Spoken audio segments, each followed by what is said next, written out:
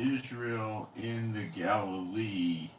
Today is the 27th of August, Tuesday. It's a little after 9 in the morning here on Holy Land time, 84 degrees. And what's wrong here? High in 95, sadly. Tomorrow a high is 91, Thursday 90, Friday 90, Saturday 89, Sunday 89, Monday 90, Tuesday 88, 89, 90. So at least for a week or so we're going to have a reprieve from very horrible, now very, very horrible weather is when we go over 100, which I've seen most of the time in August. It's unusual we haven't had it this year. And mid 90s is very hard weather, but it's not anywhere near as bad as 102, 103, 105, that kind of stuff. So yesterday was a horrible day. I don't know. They predicted 97. I think it was probably 99 or 100 or something. It was very, very hot. Even late in the evening, like 8:30 at night, it was still grueling heat. It was very rough. Didn't like it at all. So we're getting a reprieve, which is most welcome.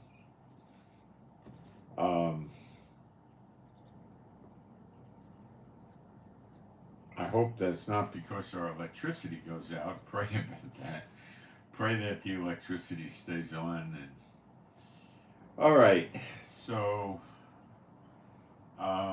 what we're going to do today is there's a very substantial surge in birth pangs we're going to touch on, we're going to cover. And there's a massive surge of floods in places you would probably suspect would have floods, but it's many big countries all at the same time, and we're going to go through this with you.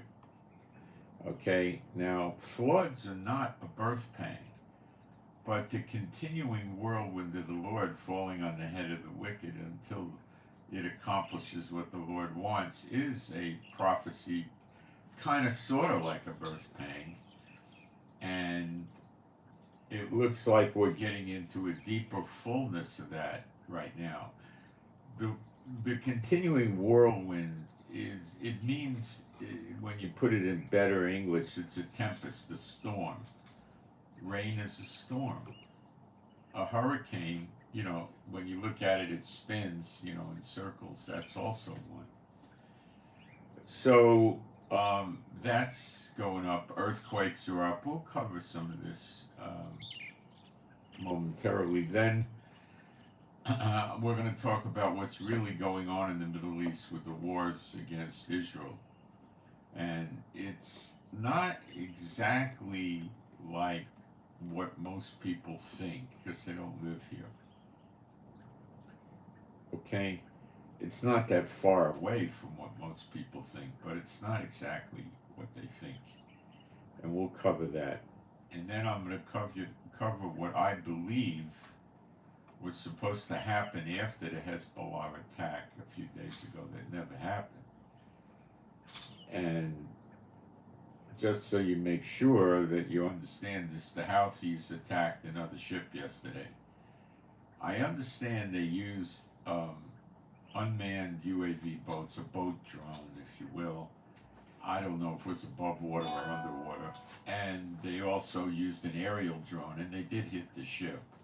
A lot of the details about the ship is not coming out yet, but the UK, I don't know what it is, a maritime association or something, released it. So it did happen. They don't play games, tell you things that never happened, like the Houthis do, or the Hamas, or something like that. And we'll cover what Netanyahu's trying to do in Gaza, what he's not trying to do, and we'll go through this with you. Okay? I'm going to go do some praise now, and then go into the live stream. There is no God like Jehovah. There is no God like Jehovah. There is no God like Jehovah. There is no God like Jehovah. There is no God like Jehovah. There is no God like Jehovah. There is no God like Jehovah. There is no Messiah like Yeshua. There is no Messiah like Yeshua. There is no Messiah like Yeshua. There is no Messiah like Yeshua. There is no Messiah like Yeshua. There is no Messiah like Yeshua. There is no Messiah like Yeshua. Before I forget, please pray. For 2 nights in a row, Chief has been getting up at night and barking at Yafa because she's in, I think, the latter stage of her heat. And I seriously doubt Chief could do anything about it. He's too old, you know. But it gets him going and he starts barking. And I went in there several times and yelled at him and shook him and everything else. And then he would intermittently do it. It was very annoying and interrupted my sleep. So pray that Chief doesn't wake up barking at night, please. Appreciate it. While we're on the subject, there's another prayer or Torse request I don't want to forget. There's a Torse request for GB, Golf Bravo, GB, toss salad on GB. And I think I covered that one. Okay, so we're okay there. Let me jump into the live stream and make sure we got sound and picture and little details like that.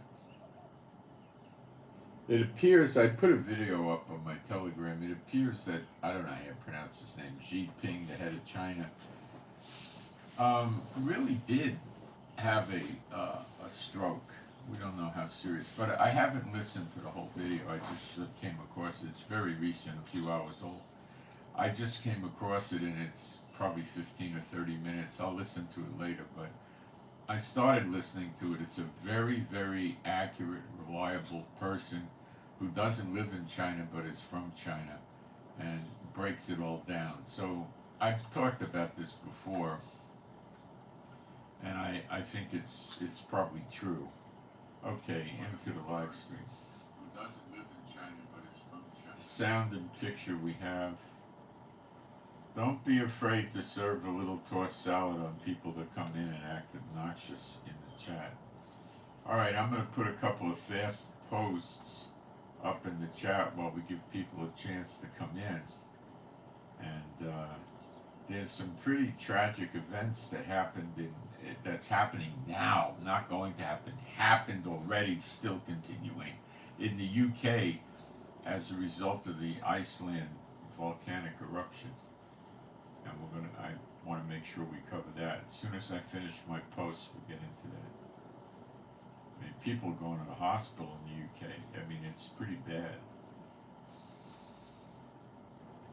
And we're seeing 72 beaches closed in Massachusetts because a harmful bacteria washed up on the shores of the beaches.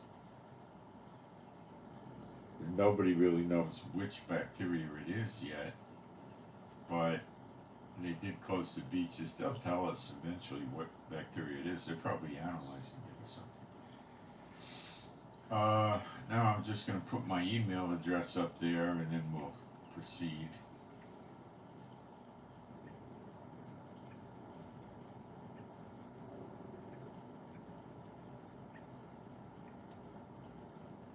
I am so looking forward to this break from the heat. I have no idea.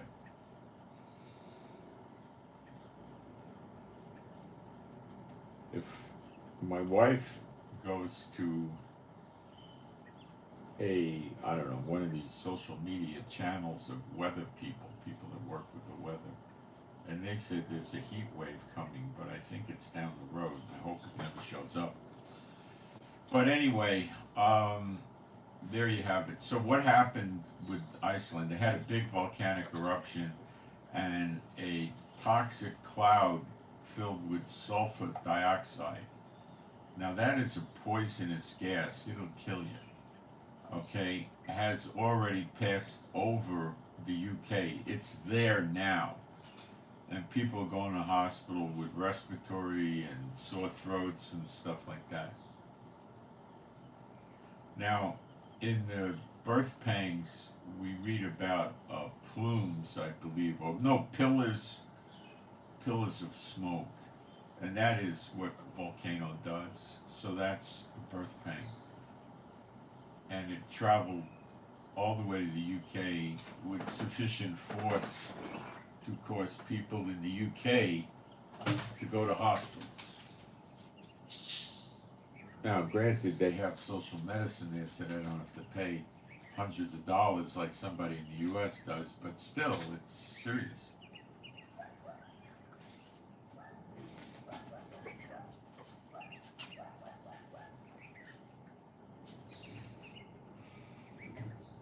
All right?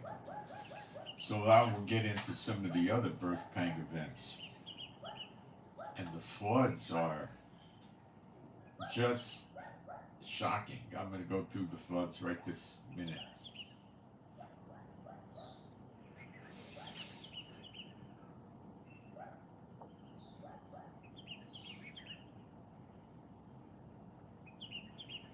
First, we'll start with Sudan. Sudan is a Muslim psycho country located on the Red Sea, closer to the Mediterranean or the Suez Canal than Yemen. And they are getting missiles from Iran to interdict shipping. And Russia's building a military base there. So what happened in Sudan? Well, they had monsoon rains that caused a dam to collapse, and the water gushed out, and it wiped out villages, causing harm to many people, a lot of destruction. And there's about 100 dead, or something, or 60 dead, and many people missing, but the number's expected to rise because it's still like breaking news. Okay, now Yemen, going back maybe 10 days, had similar horrible rains with flooding and a lot of damage there also. Oh, we're not done. Severe flooding in the last, I don't know, 15, 20 days or something like that, this month, let's say, hit Thailand, which is what, Buddhist, India, which is Hindu and Muslim, Nepal, I think those are Buddhist, Malaysia, Muslim majority, Indonesia, Muslim majority, Bangladesh, I think heavy Muslim, Oman, Muslim majority, Saudi Arabia, Muslim majority, and I don't think I got them all.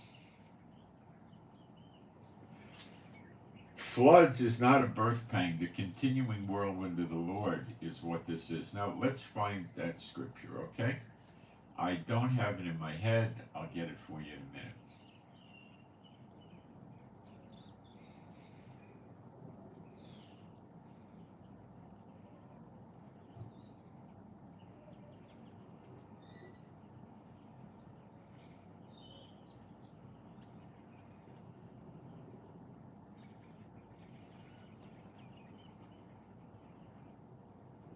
Jeremiah 30, verse 23. I'll get there.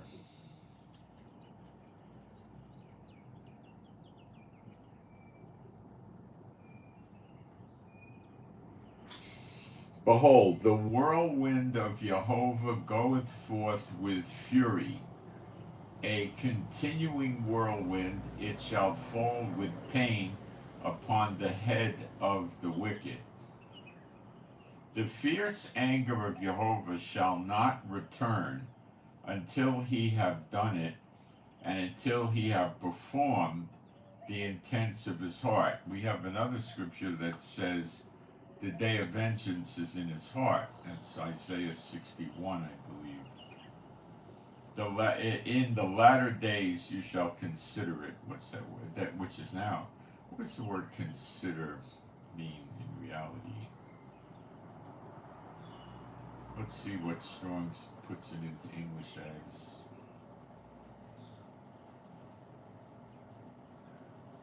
Understand. It means understand. Okay, so now you understand it.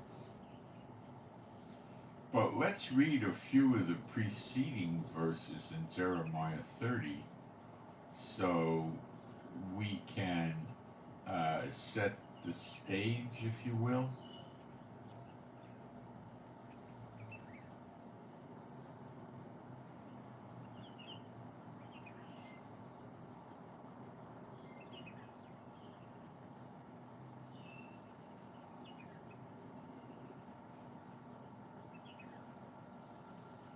Well, I'll tell you what, to make you really understand it, I'll go through Jeremiah 30. First one. The word that came to Jeremiah, it's Yeremahu in Hebrew, I'll just say Jeremiah, from Jehovah, saying, Thus speaketh Jehovah Elohim of Israel, okay, saying, Write thee all the words that I have spoken unto thee in a book. For lo, the days come, saith Jehovah, that I will bring again the captivity of my people Israel and Judah, the 10 tribes and the 2 tribes. 10 tribes are not back yet. They really, for the most part, don't know who they are. Saith Jehovah, and very little of Judah is back anyway. More of Judah is living outside of known Judah, which consists of Judah and Levi. Way more of them are living outside of Israel than in Israel. And that's just counting the ones who know who they are. Because you could certainly have lost your identity with Judah and Levi. There was a lot of forced conversions through history. The Catholics, Muslims, people disguised their Judaism to escape Nazis and other persecutions. Saith Jehovah, and I will cause them to return to the land that I gave to their fathers, and they shall possess it. We don't have this land in its completeness yet, but be a little patient, just a little. And these are the words. I got to turn the brightness down. I have it set for the outside where I was earlier, and it's a little bit harsh here.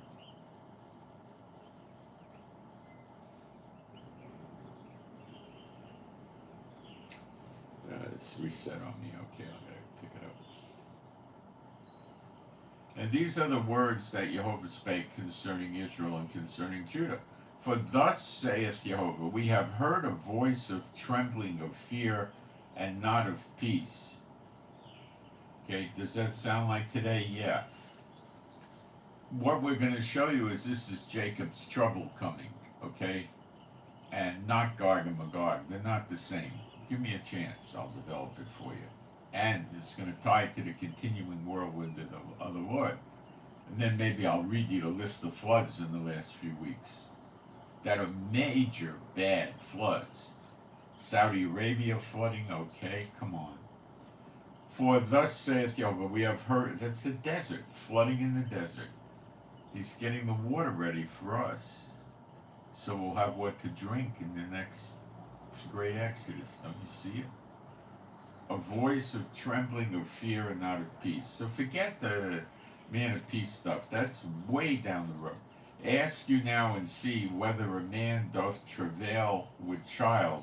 Wherefore do I see every man with his hands on his loins as a woman in travail, and all faces are turned into paleness.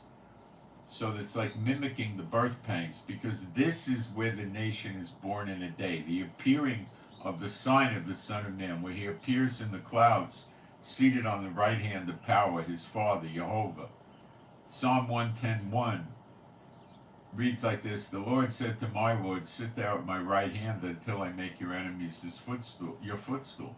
Yeshua's enemies have not been made his footstool. Look around you. Come on, that doesn't need explanation.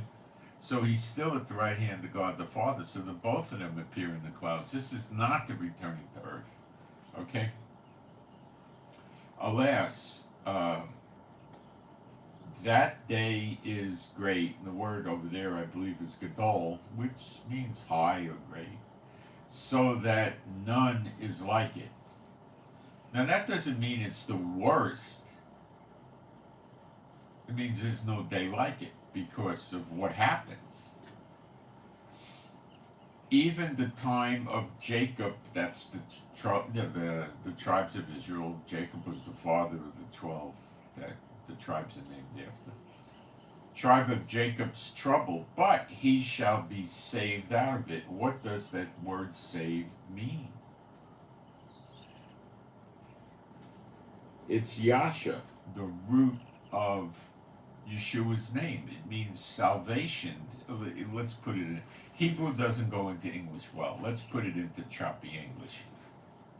But he shall be salvation out of it. And that's what happens when the appearing of the sign of the Son of Man is. And where do we read this? In Zechariah 12:10, when the nations lay siege to Israel.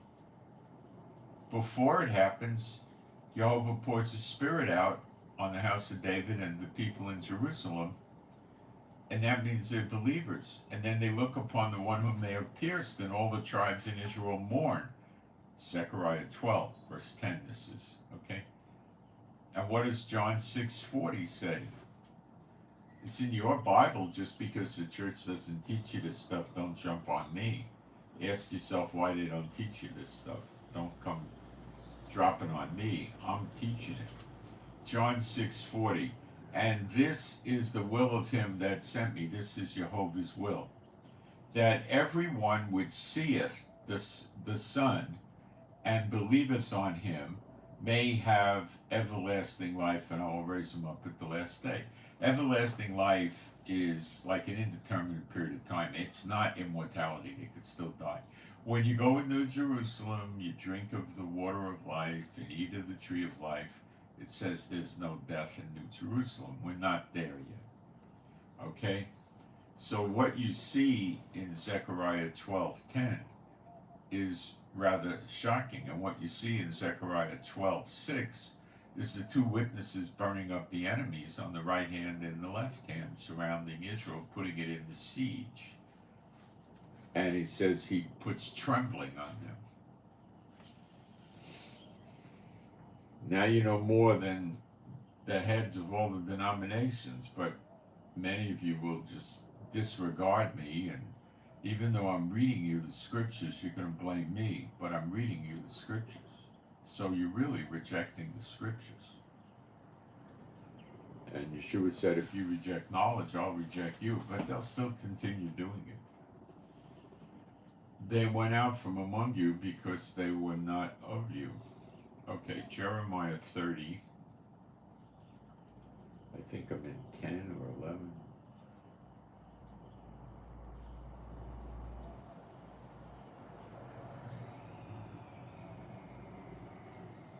No, I was more like an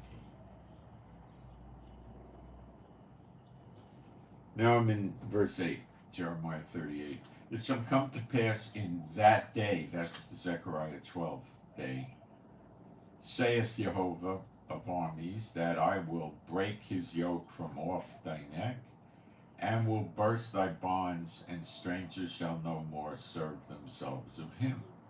But they shall serve Jehovah Elohim, and David their king, whom I will raise up unto them. Therefore, it's not literally David. David died. It's David shall never lack a man to sit on the throne. When you read Ezekiel 45, which most of the church never bothers with, you read of the anointed prince doing offerings in the next temple, which is not New Jerusalem. There is no temple in New Jerusalem, okay? And, you know, this is foreign to the church, of course.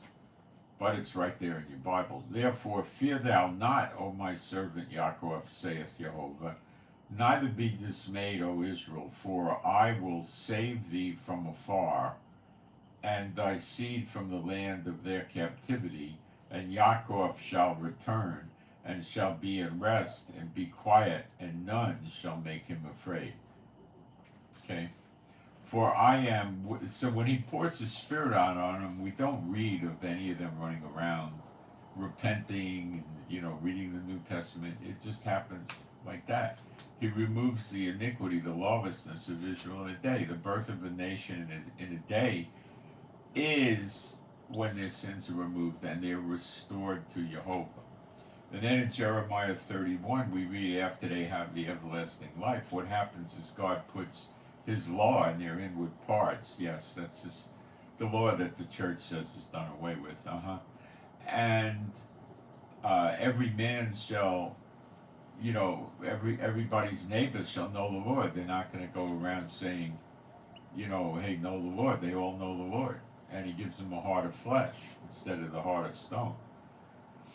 For I am with thee, saith Jehovah, to save thee, though I make, now you better listen to this, though I make a full end of all nations, heathen nations, whither I have scattered thee, yet will I not make a full end of thee, but I will correct thee in measure, and will not leave thee altogether unpunished. All the nations he scattered Israel into has got to be over 100 nations by today's nomenclature.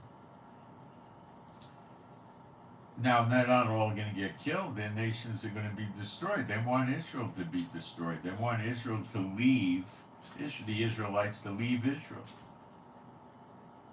And that's what's going to happen to these nations. How many nations in the UN recognize Palestine as a state? Like 80 or 90? Okay?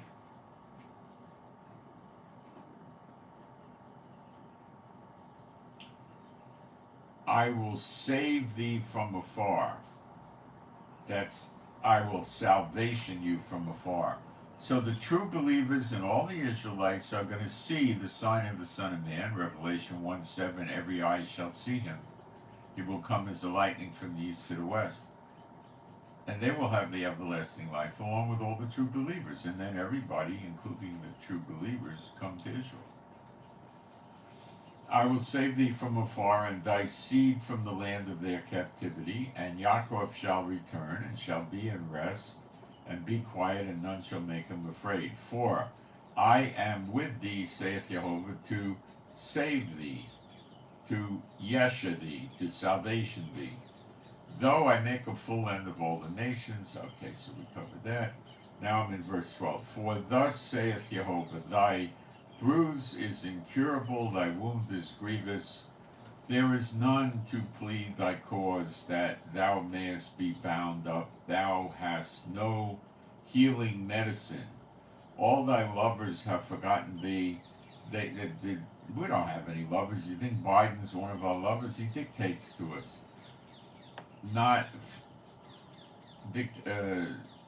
They seek thee not, for I have wounded thee with the wound of an enemy, with the chastisement of a cruel one, for the multitude of thy lawlessness, because thy sins were increased. So they're punished.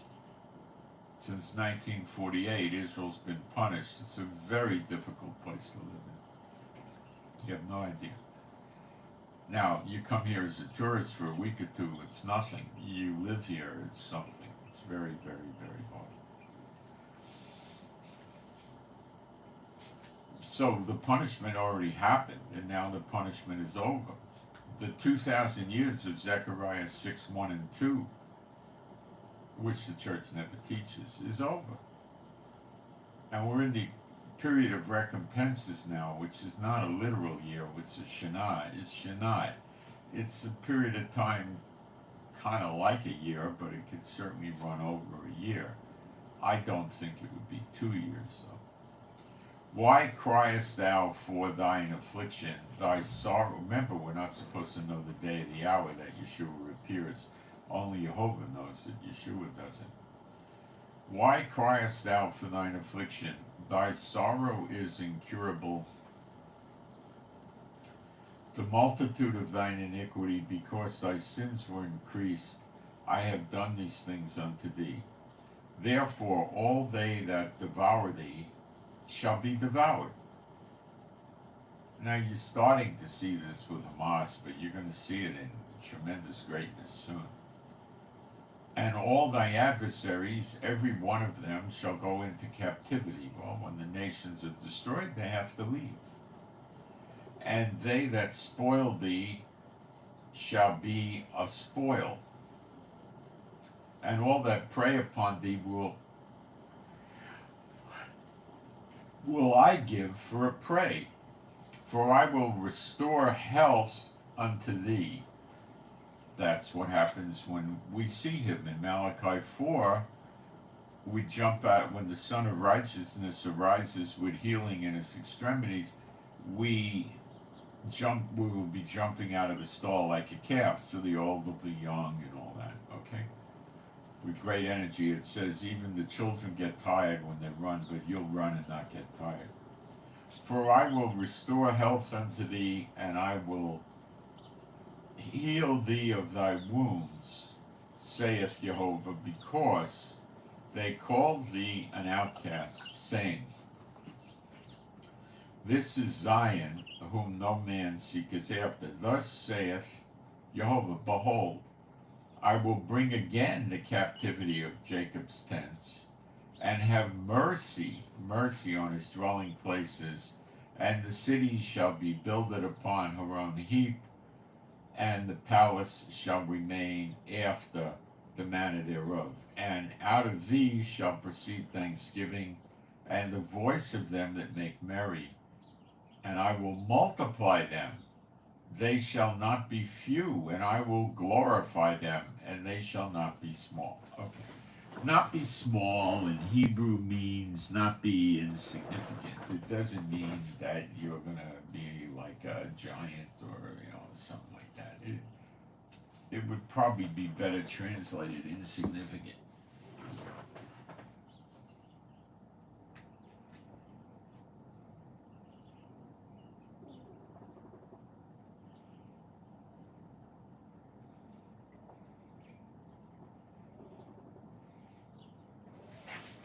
Jeremiah 30:20. Their children also shall be as aforetime, and their congregation shall be established before me, and I will punish all that oppress them.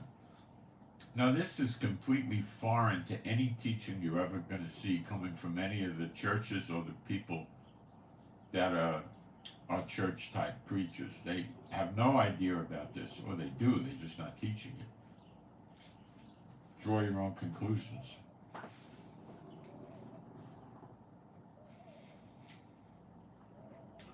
And their nobles shall be of themselves, and their governors or judges, it would say, shall proceed from the midst of them. So the two witnesses are the judges that we read about in Isaiah 1. The Lord says he's going to run Israel again with judges like he did at the first, which was Moses and Aaron, which are also prophets. And the two witnesses are prophets, and they will be the judges. And he also says we'll have the 70 councils again. And their judges shall proceed from the midst of them. So the two witnesses are coming from Israel. And I will cause them to draw near, and he shall approach unto me, for who is this that engaged his heart to approach unto me, saith Jehovah? Well, it's not Yeshua, because he's seated at the right hand of God the Father. It's two witnesses, either Elijah or Apostle John. And you shall be my people, and I will be your God. Behold, the whirlwind of Jehovah goeth forth with fury.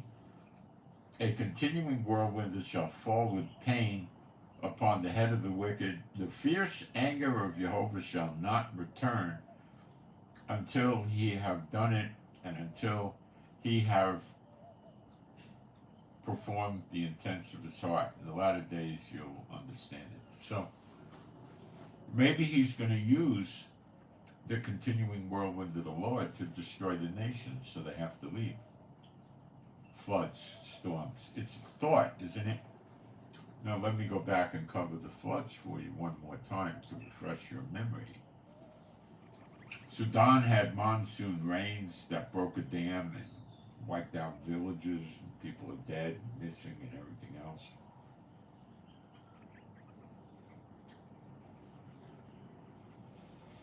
This month, severe flooding in Thailand, India, Nepal.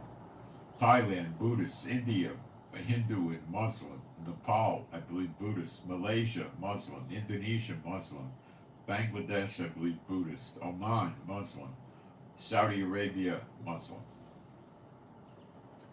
Yesterday, Tonga had a 6.9 earthquake. I hope you're noticing in the last, I don't know, month or even 6 weeks, 8 weeks, earthquakes have been rising. Now, we're not seeing the great earthquakes that Luke mentions in his gospel. What is a great earthquake? I don't know. To me, I would say a 7.5 or higher. But I have no idea. I'm just taking a poke. I don't know.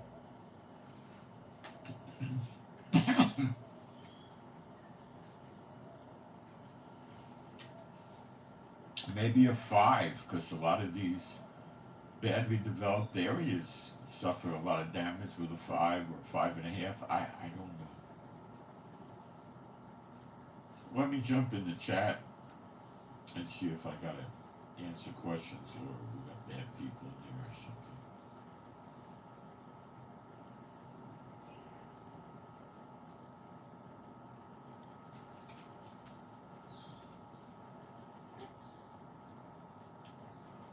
Here's a lovely person in the chat, tossed salad.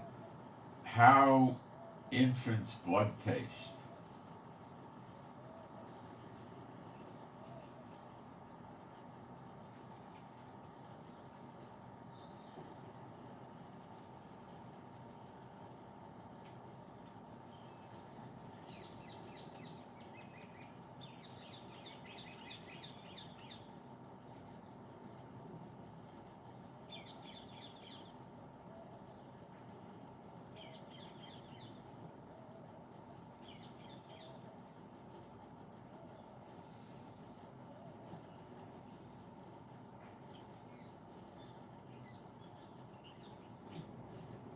Somebody posted something 12, 25, 30, 6.9.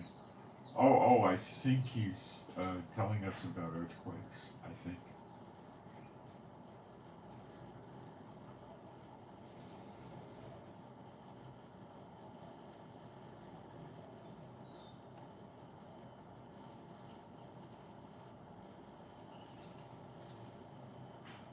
So, something's up, right?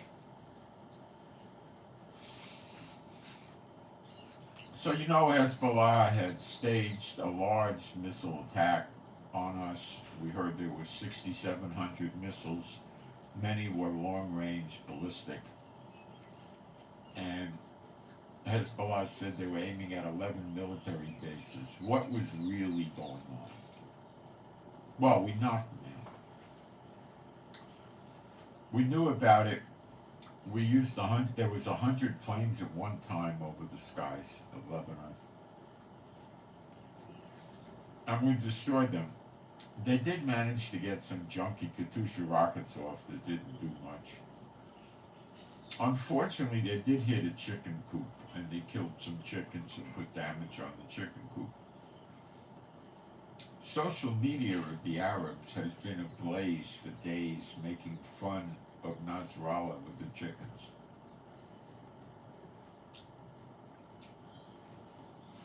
The liar gets out there and gives a speech about how effective his attack on Israel was. It's a joke. It wasn't.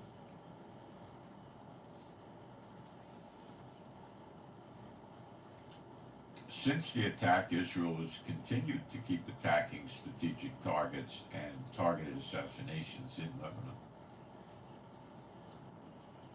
Nasrallah hasn't tried any big attacks again.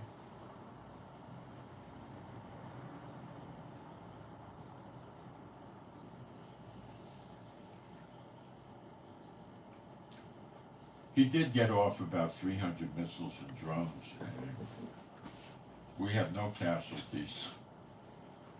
One poor sailor on a boat in the Mediterranean from Israel did manage to get killed, unfortunately, but it was friendly fire. They think it was a piece of an iron dome that fell and landed on them. We don't know yet. They're still investigating. But it was nothing that Hezbollah did. They were not shooting in the Mediterranean.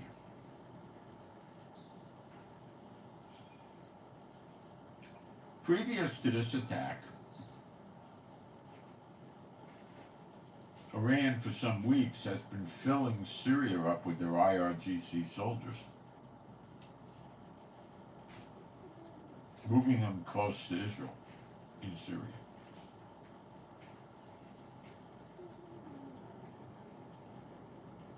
I believe Hezbollah's role was to take out the 11 Israeli military bases, and then the plan was to proceed with a ground invasion. Hamas would have tried a suicide run to get into southern Israel, knowing a bunch of them would die, but hoping to get in. Hezbollah would have sent thousands of their soldiers to push into Israel, using paragliders, motorcycles, anything. And Iranian troops with the Iraq and Syria and Iran-backed militias would have come into Syria. I don't know what the Houthis would have done.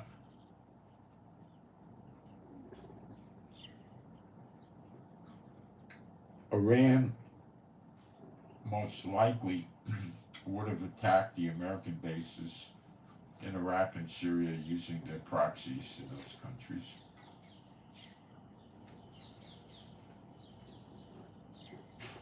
And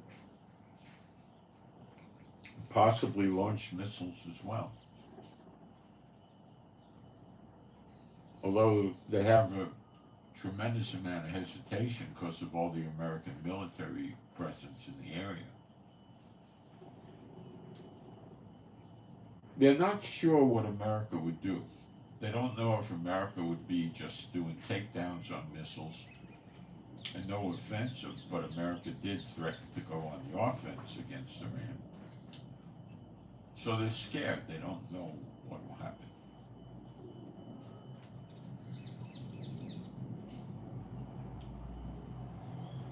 Russia's in no position to mobilize a force and come to the Middle East and attack Israel and help Iran. That's not going to happen. Russia's occupied by Ukrainian forces, which are probably heavily NATO, in the form of former military as mercenaries, and they're still holding it and expanding territory every few days. Russia did a massive missile attack on Ukraine, I believe, yesterday, and it was damaging, no doubt about it, but Russia has not taken Ukraine, and it appears to me that NATO's not going to let Putin take Ukraine.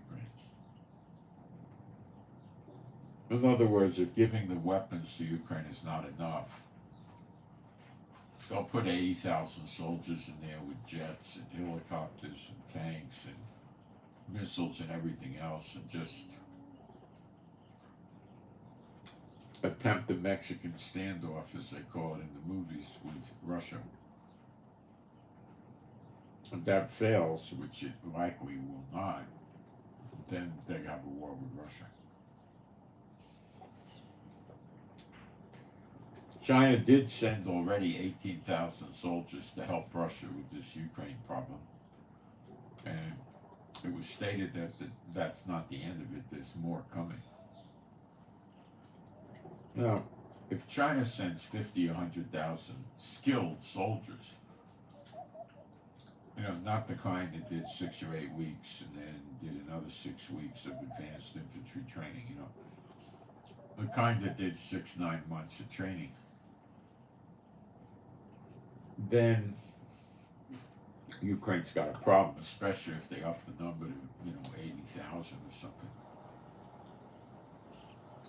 So we don't know how that's going to play yet. 18,000 were already dispatched. They may have arrived.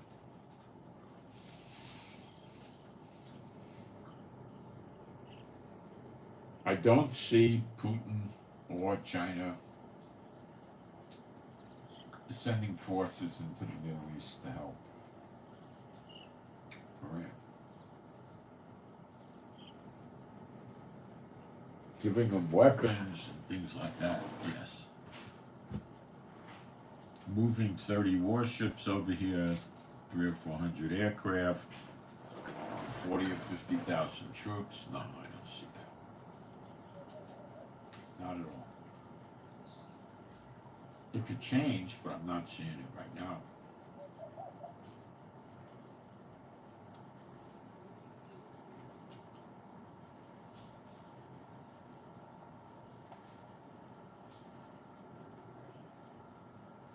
If Putin doesn't stop it with Ukraine, it's a guaranteed war with NATO. There's no other way out.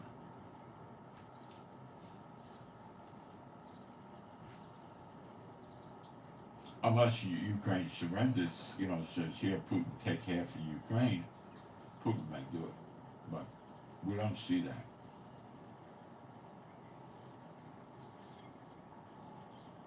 Putin is scared.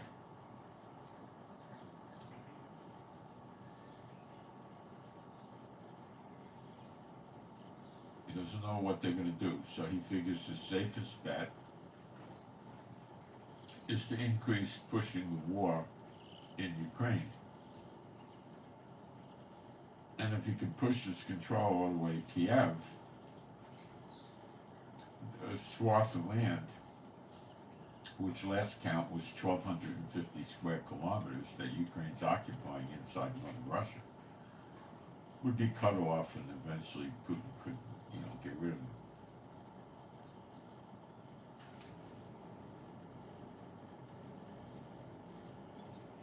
Iran recently gave Putin some rockets, short or medium range. And previous, they gave him thousands, I think many thousands of drones to use against Ukraine.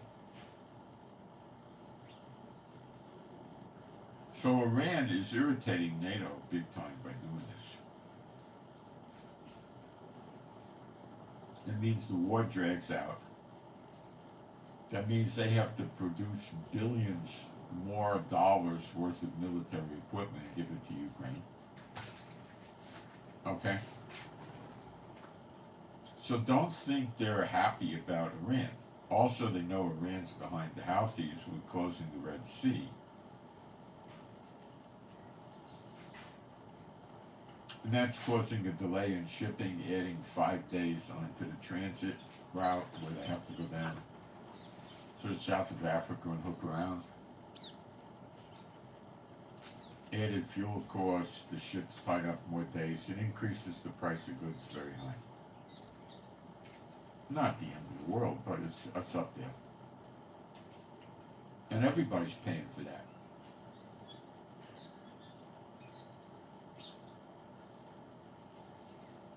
The Houthis are threatening to cut the internet cables, which they could do, and they did it once by Sudan.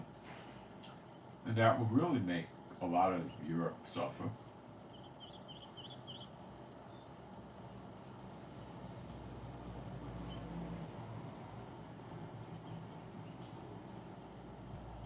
So you're not going to have to twist the arm of NATO to go fight Iran. Iran is attempting to use Algeria by the Straits of Gibraltar, which is the pincher point by Portugal, connecting the Mediterranean with the Atlantic Ocean. And they want to do that the way they did it with Yemen, and then want to use Algeria as a proxy. So they've already been giving missiles to Algeria, And looking at America's behavior, they're saying, well, America won't go to war over that either. They'll try to take out the missiles in Algeria, so we got to hide them in mountains or underground or in bunkers or something.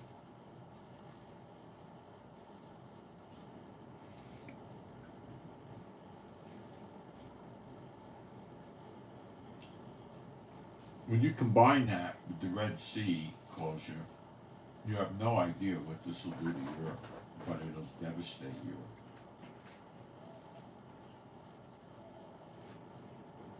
The other thing Lebanon is capable of doing is sending drones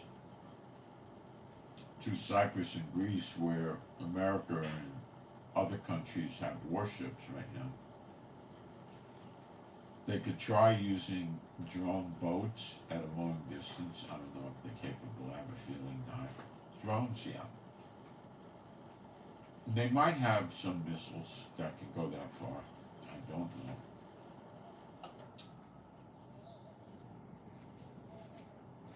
Cyprus they could hit. Greece is a little bit harder. America and NATO are not happy about this. And it has been threatened. They're not in the mood for the Mediterranean to get closed. Okay? That is going to cook it for Iran. But Iran is drinking the cup, let's call it, of the wrath of the Lord, and they'll behave drunken. They won't appear to behave logically because they won't. So they might try this. I think they're in process of setting it up.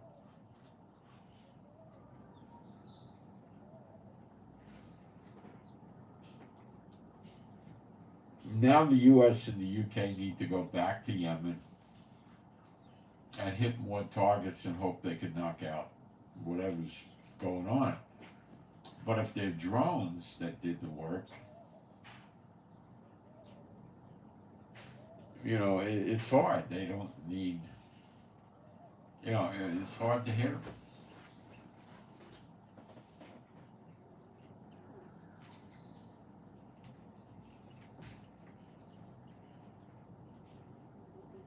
America's not going to land invade anybody. They're not going to land invade Yemen. They're not going to land invade Iran.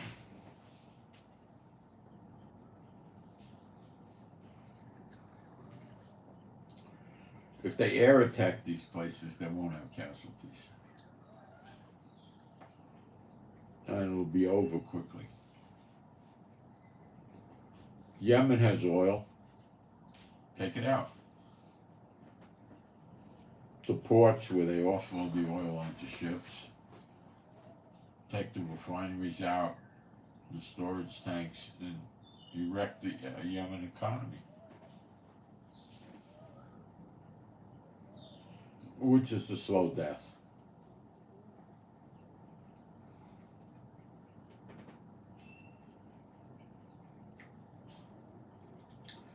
So the Hezbollah attack failed, and Iran is back at the drawing boards, and they probably still don't know what to do.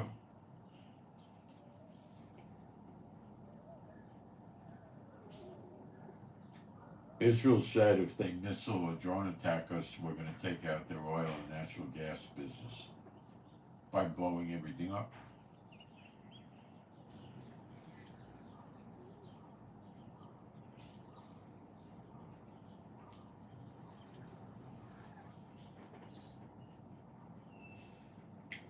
Iran believes Israel will make good on this threat.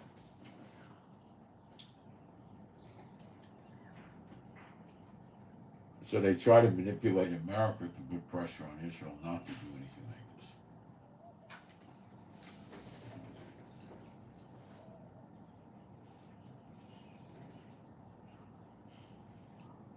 like this. Hezbollah is still alive and functioning.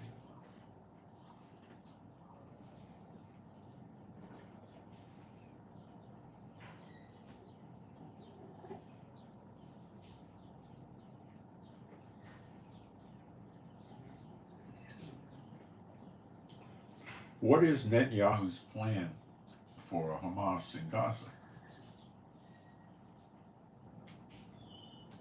Egypt has filed protestations stating that they by no means want Israel troops occupying Gaza near the Philadelphia corridor, which is where all the smuggling took place of weapons and concrete stuff into Gaza from Egypt. What we're being told is Egypt was getting commissions on this stuff.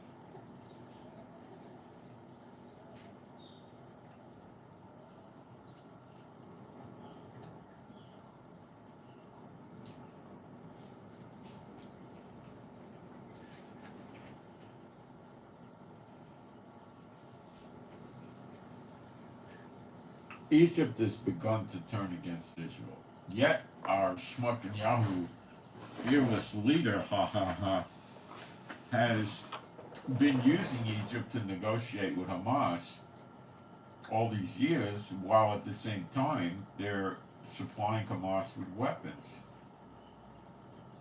And Netanyahu still continues to use them. He also uses Qatar, who gave safe housing to the leaders of Hamas when the trouble started October 7th, and Shmuck and Yahoo goes to them.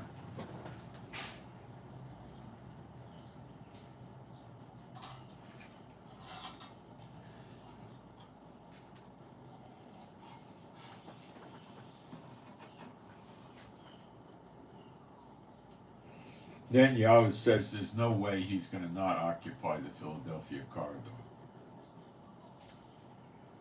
Okay? Yeah.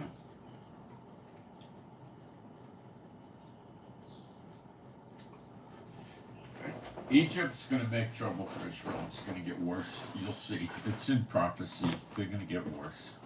It started. And I'm going to take a fast break for a minute. I'll be right back.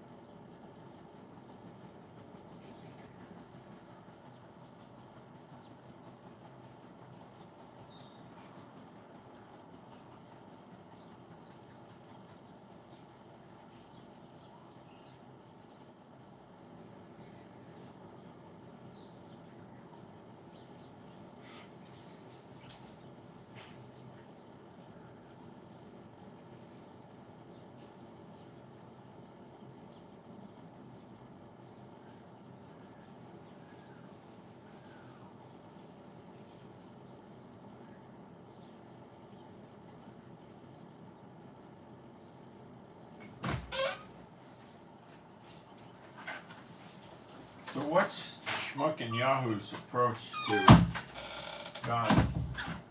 Well, targeted assassinations, which have been numerous and have done no good that I could see.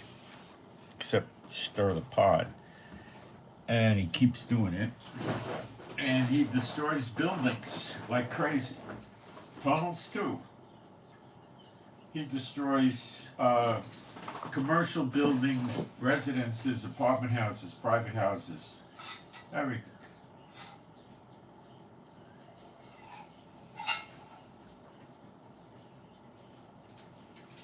As a guess, what they say 80-90% of the structures in Gaza are not inhabitable anymore.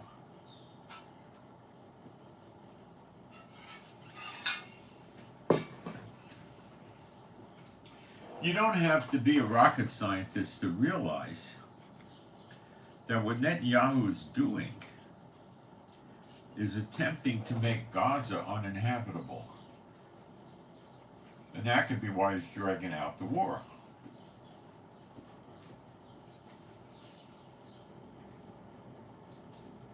What they told us about 4 weeks ago, is if you ran 100 trucks,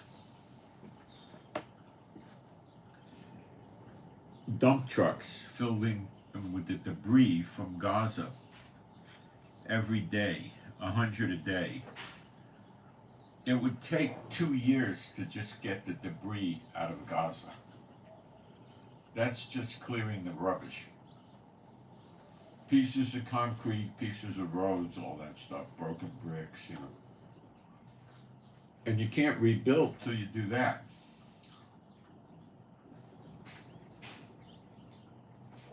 So let's say they bring in 300 trucks a day, which they could do.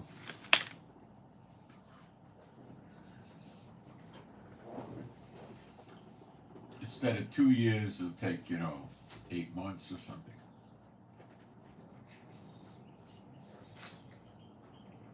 Continuing humanitarian aid and all that, right? Then you got to rebuild the place. How? They say it'll take 15 years. And it'll cost, they're talking maybe $750 billion.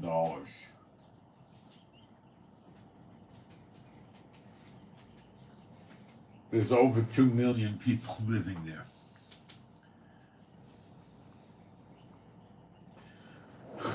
You understand?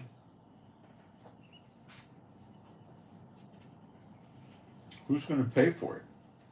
Not Israel.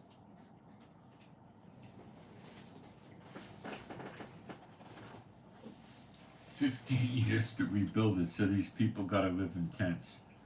You see, what Netanyahu's trying to do is get the nations of the world to realize rebuilding it is too stupid.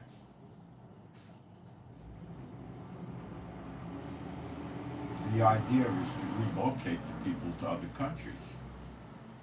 Egypt won't take them, Jordan won't take them, Saudi won't take them. Nobody's going to take them.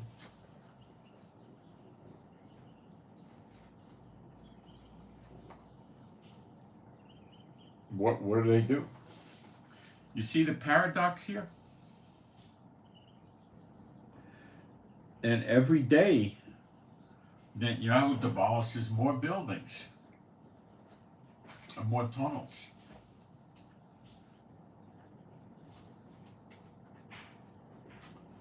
Daily. Eventually, Netanyahu is going to hit 95% destruction rate. How could he not? He's got, every day he's knocking out buildings. So, where does it end? I don't know. You don't hear anything in the media about this.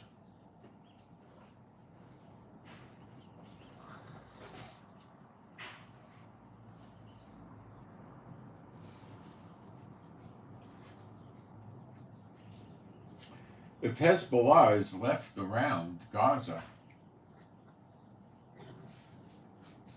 and the UN brings in companies to rebuild Gaza,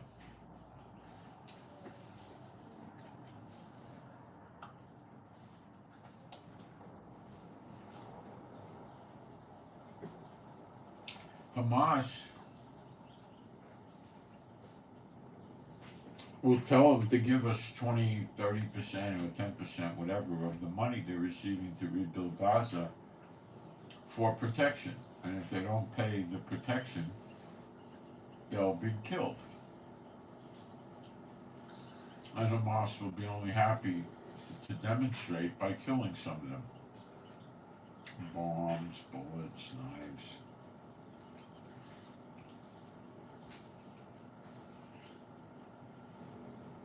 Then Hamas will start controlling them, saying they want underground bunkers in these buildings and these buildings and that building and the whole thing, right? So the only way you're going to get around that is to have some sort of a government in Gaza that doesn't report to Hamas or that doesn't have to listen to Hamas, which means you have to have a military there.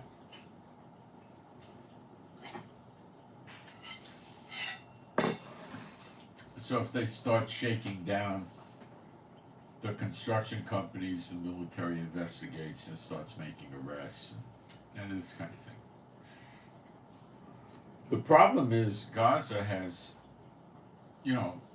I would say at least 100,000 or 200,000 rifles in the place. At least, maybe more. Everybody got a gun there. Everybody got an AK or a pistol or something like that. So you'd have to have a massive roundup of stripping them of their weapons. No, Chief. And that would be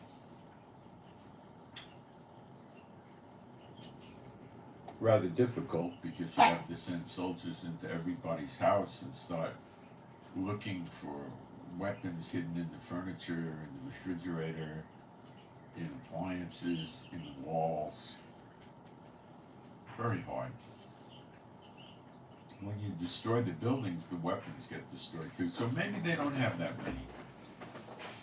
Maybe they only have, 100,000 weapons, most of which is in the hands of Hamas. Hamas has at least 25,000, 30,000 surviving soldier terrorists inside Gaza.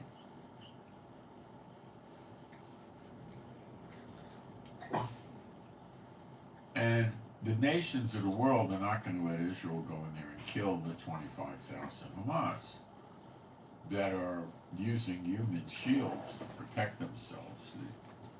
The death count in civilians would be equal to that, if not greater. So what do you do? See the problem?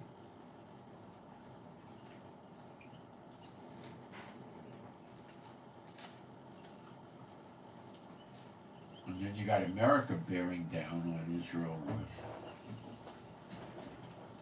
humanitarian aid, fuel, cooking gas, water, food, medical.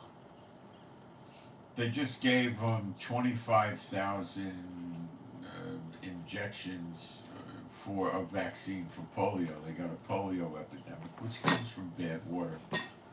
So I'm very interested to see how that proceeds. Some of you probably know what I'm talking about there. I don't know how it's going to proceed, to be honest with you, but I'm very interested in following it. Let me take a look at the live stream, see if I got any problems.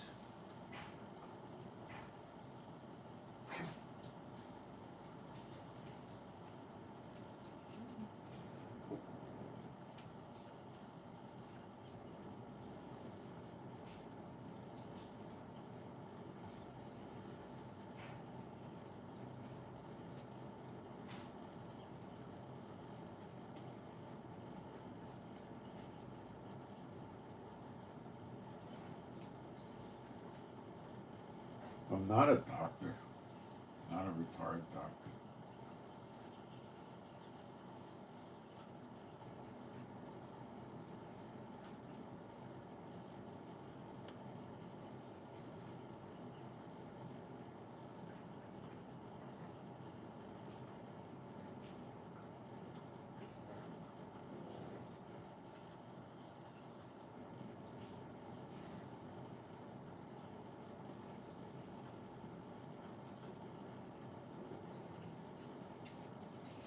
Ah, Dominican Republic, okay.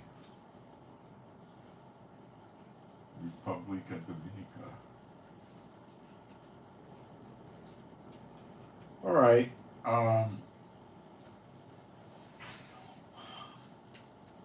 So what Netanyahu needs to do is finish working harder on Gaza, because they still get every week 1 or 2, 3 missile launches. He's got to keep nailing it down, and they're going to keep sporadically attacking Hezbollah.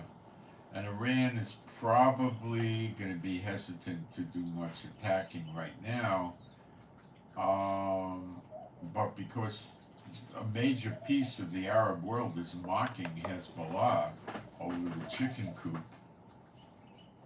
and he's boasting of such a great attack that was a lie.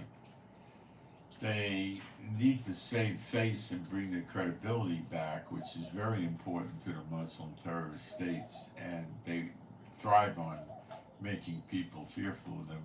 So I don't know what they're really going to do. I don't know in the ultimate long run they get destroyed. Iraq, Syria, and Iran get destroyed in Jeremiah 49. It's called Elam, which Elam is pieces of Iraq, Syria, and Iran. There was a country called Elam then, and it says in the Bible they get destroyed in a way that never happened previously. All the people go into captivity and leave these countries. They scatter every country in the world, and then Jehovah chases them with the sword because of the controversy over Zion. And we know Lebanon gets rather well wiped out, and we get it. And Palestine, well, the Gaza gets wiped out, and we get it. Yemen is Edom, and they get it. And Jordan gets it too, except for Ammon, which is northern Jordan. That's where the capital is. They submit to Israel and do quite well. And does Turkey get it? I would think so. Because we get all the land to the west of the Euphrates, which would be parts of Iraq, Syria, and Turkey. So they're going to get it. So all the pieces of the puzzle are not yet in final position, but it's coming. They're going to lay a siege to Israel, which is not an invasion, it's different. They're going to surround it and attack it while they're surrounding it, which to a great extent is already the case today with Hamas in Gaza, Hezbollah in Lebanon, Houthis in Yemen, and the militias and Iranian soldiers in Syria and Iraq, and so forth. Jordan hasn't really done anything yet. Neither has Egypt. And Saudi Arabia should fall too. We were told every place the foot of the Israelites with Moses and Aaron touched was theirs, will be theirs, which means it'll be ours too. We get the land that he gave to our fathers. So things are happening rather quickly, I would say. They're heating up. Iran is in no way, shape, or form going to not do something. And America will eventually start withdrawing troops, but not right now. Israel is attacking Hezbollah, but every day, but not that heavy. You know, maybe they have 5 attacks a day, and you know, Hezbollah is continuing to harass us with missiles and drones as well.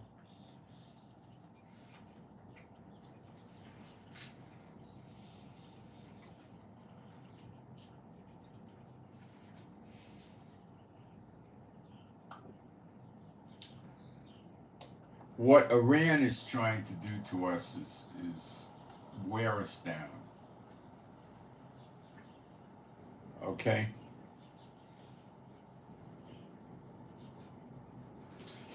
And how do you wear a country down? Well, you make them weary, right? It's a war of attrition. So they're having Hamas attack us. We fight back. Then Hezbollah joins in. We fight back. Yemen tries to do things they can't. Then Syria and Iraq join in. Then Iran joins in. And they wear us down and wear us down and wear us down to a point where we're vulnerable. And then America stepped in and started shoring things up. So they're pretty freaked out about that. And they don't know what to do.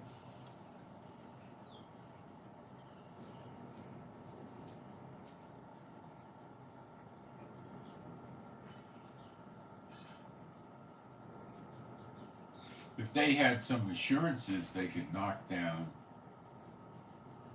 the Israeli jets when they're on the ground,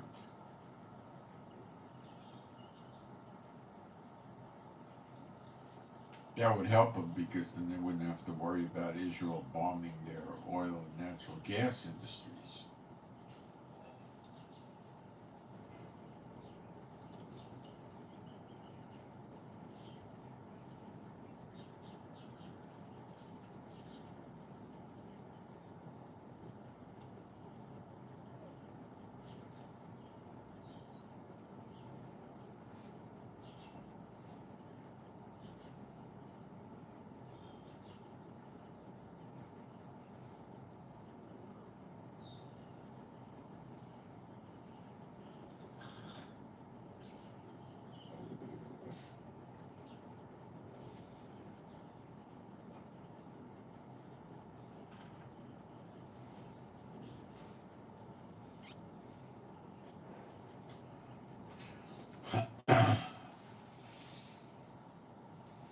So we sit while Netanyahu steers the ship, and he's a very poor leader with hidden agendas and not a nice person at all,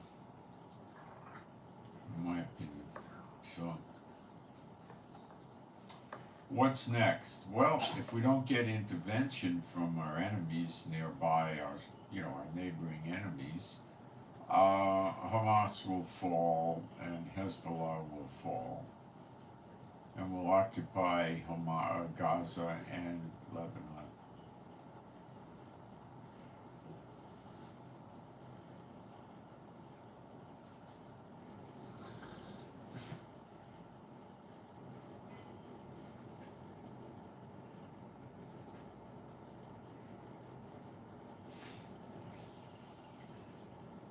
And I don't know if Iran's going to sit still and let us neutralize Hezbollah and Hamas completely, because that leaves them in a really bad way without having proxies of great substance to bother us. Iran is basically like a criminally insane serial killer. They're out of their minds, and they're going to make stupid mistakes. You know, have you ever watched these videos on YouTube of people running from the police on the freeways at high speed?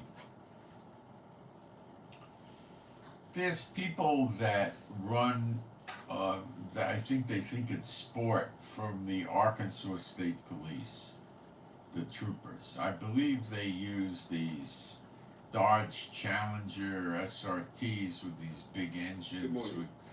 They got like 6 or 7 100 horsepower, and they go 200 miles an hour. Now, I'm not so sure that the Arkansas State Police have the full boat like that, but I think they have some pretty hot Dodge Challengers. They can definitely run 140. Now, if you're going to hit 140, you're going to likely have about 450 horsepower, because these cars are heavy, they're 5,000 plus pounds, and you might have, you know, more like 500 or 600 horsepower, so maybe they do buy the expensive ones. So idiots try to outrun them. They use different vehicles. They use Dodge Challengers, Corvettes, generally no Ferraris, Lamborghinis, or anything like that. And they run at amazingly fast speed, usually at night. Your visibility is down at night. Other people's visibility is down at night. Drivers are tired and sluggish at night frequently. And when you start hauling at speeds like in excess of, let's say, I could see 100 miles an hour, 105, something like that. It's manageable, and if you've got a car with highly well-rated Michelins or Pirellis, and you got good brake system and suspension system, you could maybe get away with that driving at 100 or so. But when you're going at high speed, the problem is the guy that's in front of you a mile ahead is going to change lanes. He's going to put his blinkers on and go from the right lane to the left lane, and he's going to shift slowly. So he looks in his mirror, there's nobody there. You're coming at twice the speed he's moving at. He's going 70, you're going 140. And as he's coming over, you could be coming right at him. And at speeds like that, if you go like this to make a fast lane change, you're going to likely spin out. Spinning out at speeds like that is likely fatal. It's an idiot's game to get out there on the freeways and try to outrun the cops. It's stupid. What's your upside? What do you gain out of that? You risk your life. You risk the life of innocent people you might hit.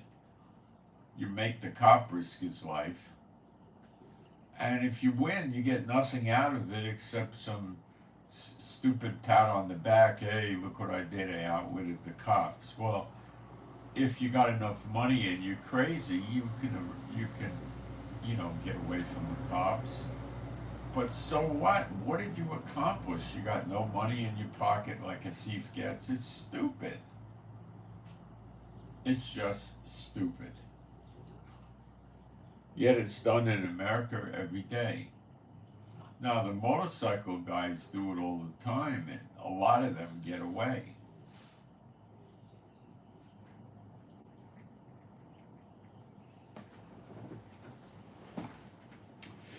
Motorcycle guys work where there's traffic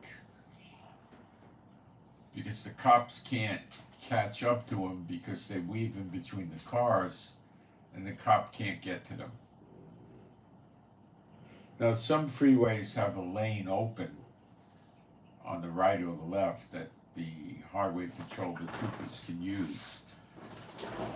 So on a road like that, the motorcycle's game is diminished, so they try to stay away from a place like that.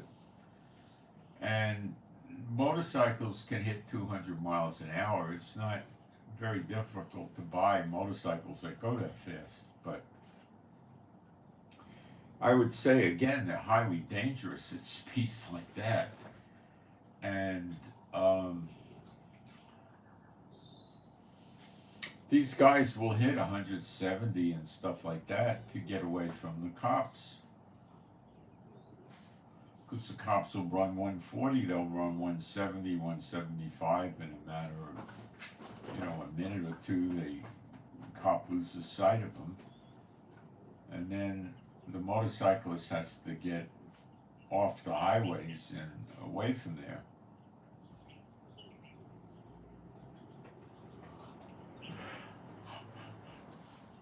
There's so many people that do this, and they're crazy.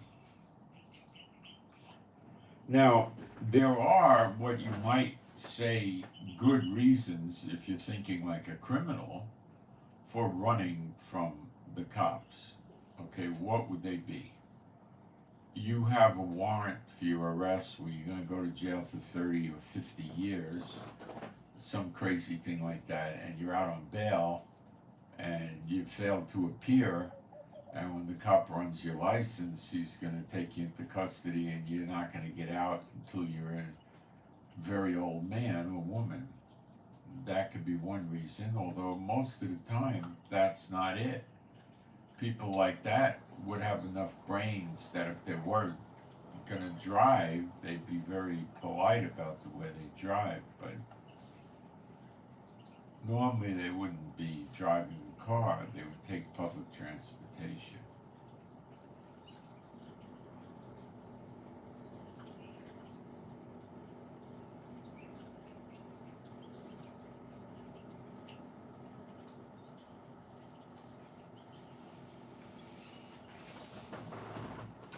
Another thing is the guy has contraband in the car. Like what? A pound of heroin, fentanyl, cocaine, some serious drug, or large amounts of marijuana. And if he gets caught and they search the car, he's looking at 10 years in jail, 20 years in jail. He might have priors. It could be his second or third conviction for drugs. He could get 25. He doesn't know. So what they will try to do is run from the cops if they got a high-powered car, and if they think they're not going to get away from the cops, get out of his line of sight and start throwing the stuff out the window. They generally are quite reluctant to throw the drugs out the window because, you know, for the fear to set in, it's a substantial enough quantity of narcotics that are prohibited that, you know, would be worth a ton of money. If it's a small personal quantity, they'll try to toss it if they can. So, you know, if you just run from the cop for a minute and you say, and then you toss your drugs where he can't see you. See, they have dash cams that are turned on. And when you throw the stuff out of the window, the dash cam will pick it up. So you have to be out of the line of sight of the car to make this work. And then they just pull over and they say, oh, I'm sorry, I had no idea I was being chased. I was listening to the radio, I didn't hear it. And if it went on for a minute, the chances are the cop would listen. But if the guy the cop threw the lights and sirens on and the guy went from 80 miles an hour to 130, that wears thin. So, but, you know, they may not charge him with felony flight if he only did it for a minute. You know, but if he starts lying to him, they might try to drop hard on him. So that's another reason. And then comes weapons. He might have weapons in the car that he's a former felon and he's not supposed to have.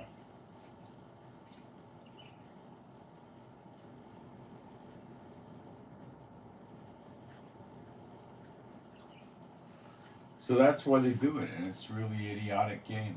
And a lot of them get killed doing it. Some of these guys are as good as the cops. The cops use a tactic where they have a big bumper in the front of their car, a big steel bumper, and it extends a little bit to the sides. So they try to get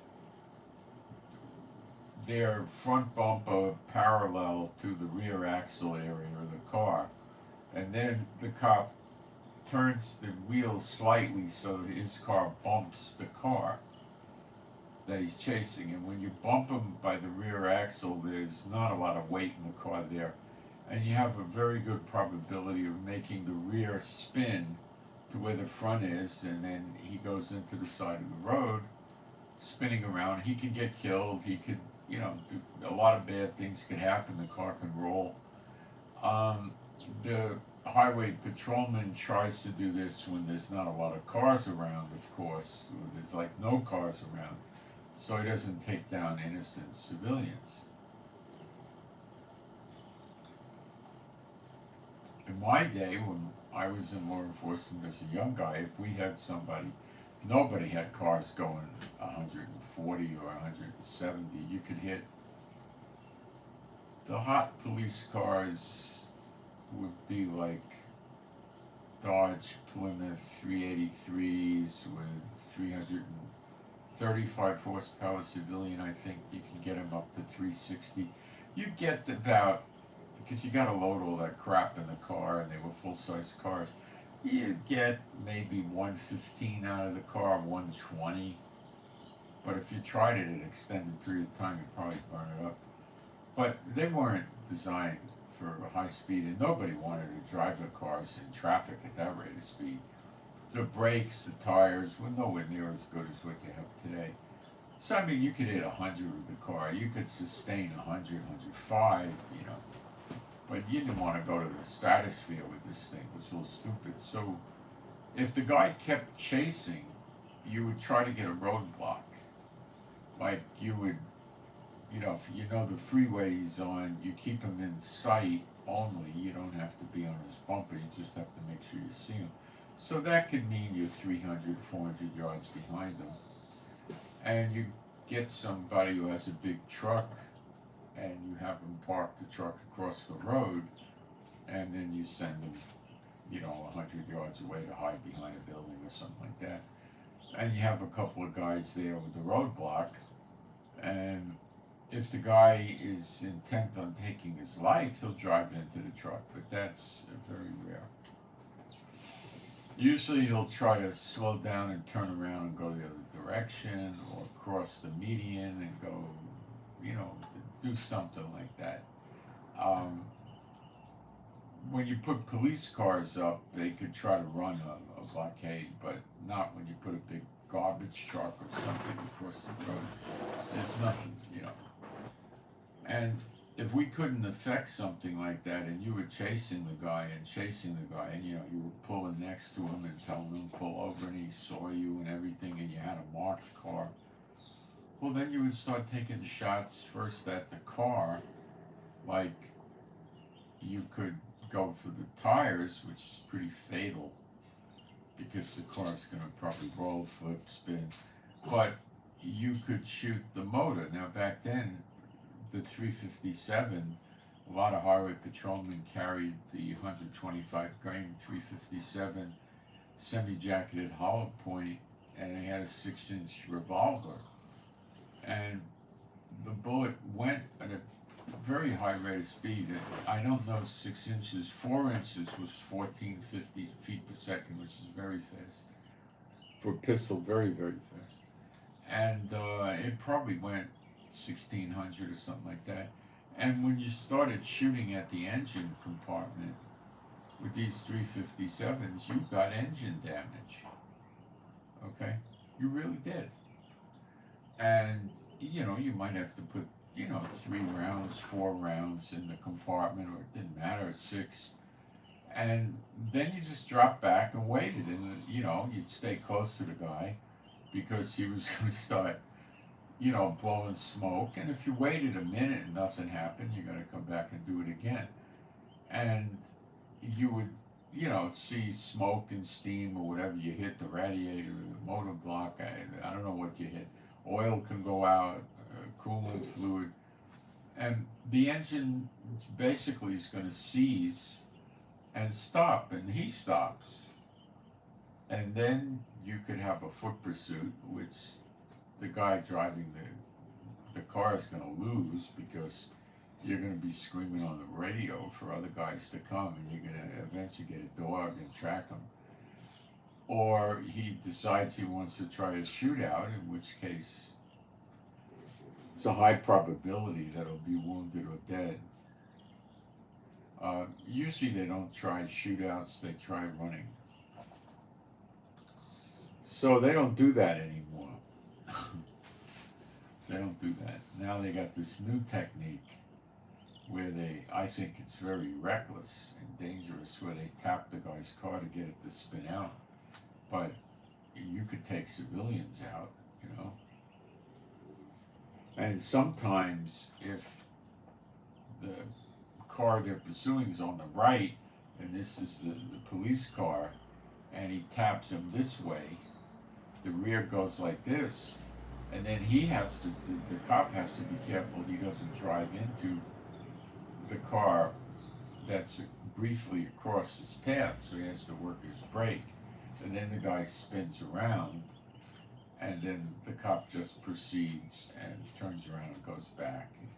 Now, if you want to learn how to do this, you just have to go find some bodyguard schools or a bond-around school of driving that has training for bodyguards. Usually it's,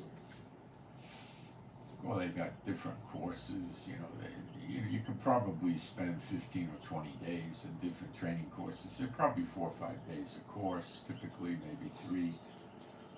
And they'll use something like an old airport runway that's not used anymore. They made it into the school, and they got cars and so forth, and you practice these things. And then there's countermeasures to that. So when the cop tries to do this to you, you hit your brake suddenly, and right about the same time you hit the brake, you do it to him and get him in the rear wheel, and you throw him off the road. Felons do this. You got felons that work for drug cartels that spend 5 or 10 years in special forces, and they learn this driving. It's not defensive driving, it's pursuit driving. Bodyguards learn this because kidnappers, hijackers, terrorists will try to do this move on them. If you got an armored car, knock you into a spin, and then you're stuck, and they come over and go to work on the car. So they learn these tactics.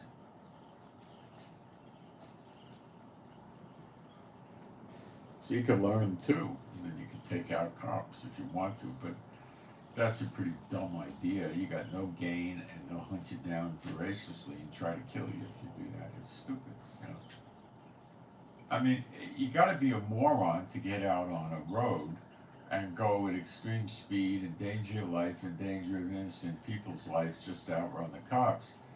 And if you're a dumb criminal and the cops want you for a warrant or trafficking in narcotics, because you got narcotics in the car, or weapons you're not supposed to own, stuff like this, what are you doing driving around on the freeways and attracting attention to yourself? Aren't you a good enough criminal to just get yourself, your appearance looking good, and just get in the car and drive like a normal good citizen and don't do anything stupid, and then make sure the car's got current registration and plates and inspection stickers? And why would the cop pay any attention to you? He's driving by tens of thousands of cars every day. You see, stupid people,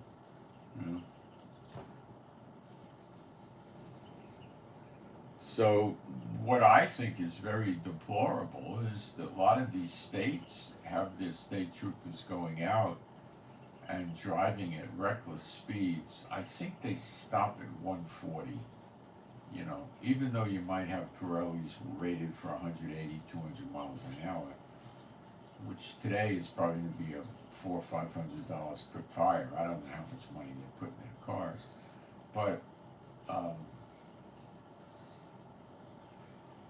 you're endangering the lives of the police officer, the innocent civilians using the roads, and the suspect that might have just had a bag of marijuana where he would have got a probationary sentence.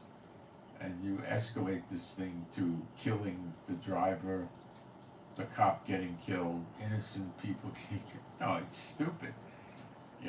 Some of the more intelligent cops bought this device for their cars where you have to get, I would say, 5, 6, 7, 8 feet behind the car.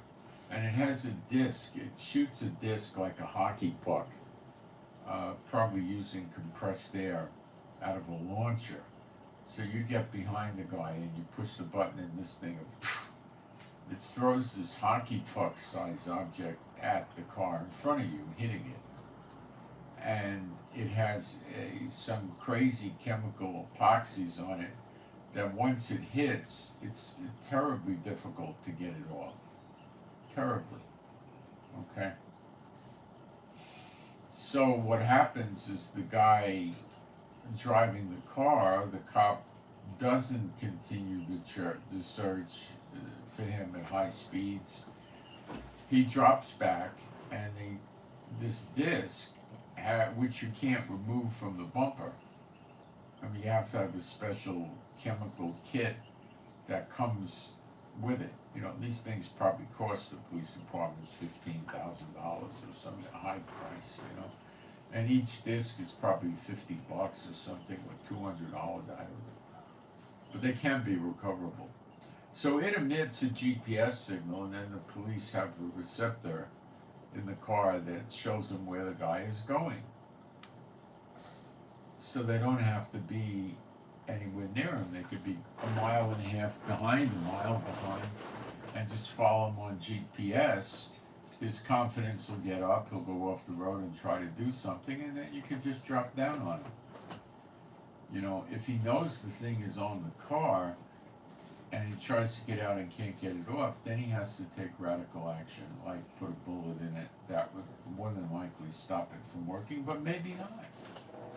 Maybe it's got 1/4 inch cold rolled steel, and it won't even stop when you shoot it with a bullet unless you have some very high powered gun. Or you could take an electric drill if you happen to have an electric drill with a battery, but they don't. And then you could try to drill through it, and that would disable it. The easiest way to disable it would be if you had a torch, a blowtorch, and you just go out there and probably it would take a minute of the torch, and it would blow the wiring out from the heat and all fuse it and everything. But that's an intelligent device that could actually work, and they use that. But they're so infatuated of chasing people for not registering their car, having an expired license, speeding, unsafe lane change, overly dark tinted windows, and this stupidity. And they get out there. I mean, a lot of these state troopers now are getting issued AR-15s. They wear a pistol. Some might have a shotgun with the rifle. They got tear gas guns. They got these the stun guns. The taser, the one that shoots. They got all of this stuff. And they're chasing people for speeding or not doing the registration or getting the safety inspection on their car. And, it's just so stupid. It really is. I mean, it's unbelievable. And then these kids join these police departments, become troopers, and when they stumble across somebody that looks suspicious, because they are suspicious, and they get contraband in the car, they chase them at 140 miles an hour at night in traffic. Who wants to do that? Do you know what a stupid job that is? If you're on a road that's deserted somewhere in the middle of nowhere, and it's a flat road or something, and you take your car up 140 miles an hour and there's nobody around, then that's one thing. That's just stupid. But doing it on an occupied highway with people there is just moronic.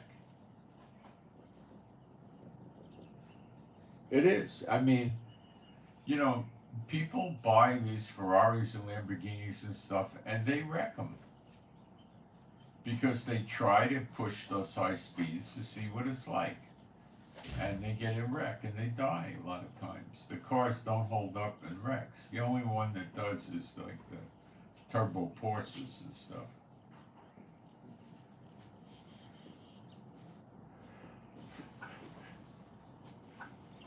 The police in America have gotten out of their minds. It's just gone so far out of control. They're out of their minds, okay?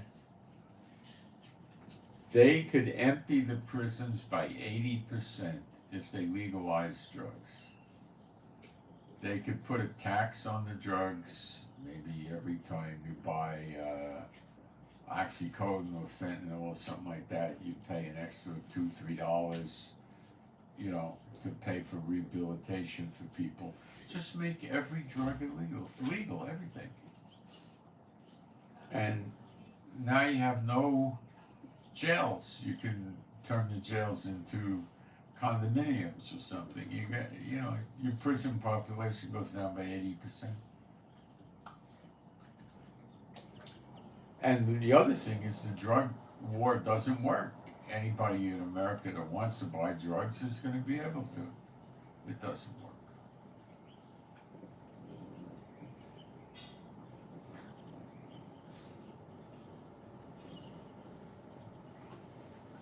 But the Satan bot doesn't announce, you know, the Satan bot doesn't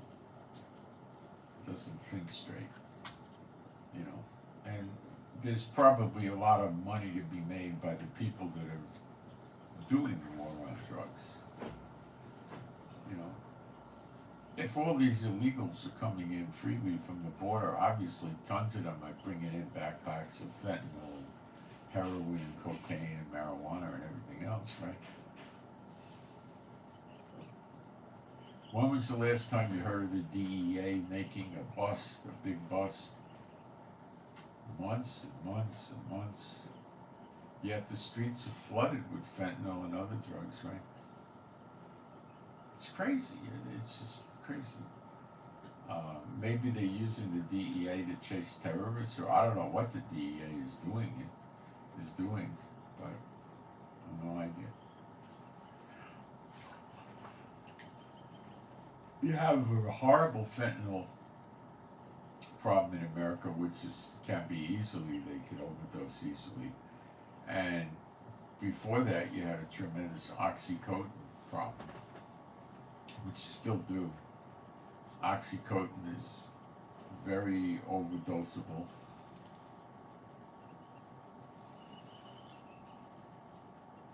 Terrible stuff. Terrible stuff.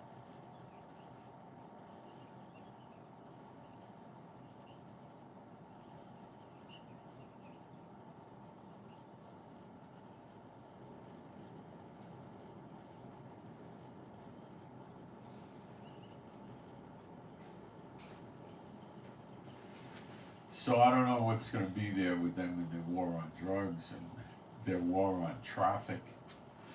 When you drive by a white metal sign on a wooden post or something on the side of the road that has a number that says 55 or 65 and it says speed limit, and you drive by that at a higher rate of speed, they call it a crime. But let me ask you a question. Where's the victim? You see, the policeman that writes the citation, the ticket, he or she says they're the victim. How could they be a victim? See, this is a victimless crime. Why do they do this? It's insane. You see my point? It's not a crime. Why don't the police read you your Miranda rights when they pull you over for traffic? After you make a mistake at the traffic stop, and then they say you're under arrest, you have the right to remain silent, anything you say can and will be used against you in court of law, blah, blah, blah. Right? Why don't they come over to the car and say, hello, my name is Officer John Malloy. I pulled you over for speed violation, but I want to remind you of your rights. You have the right to remain silent, anything you say. Because he doesn't want you to remain silent. Because she's going to start with crap like, do you know why I stopped you? They don't want you to remain silent. Most of the time, if you were going 85 and a 70 and they stopped you and you said, yeah, I was going 85 and a 70, I guess that's why you stopped me. They would say, they would be a little surprised because that's rare, then they would say true, but why were you going 85? And there are good answers for that. My wife is in labor, the baby's crowning, that's good. I had surgery last week and it's bleeding, it opened, I gotta get to the emergency room. Here, look at the wound and there's blood coming out. That's gonna work. He'll probably take you in his car. Somebody in the car has a critical injury. That would probably work. What else?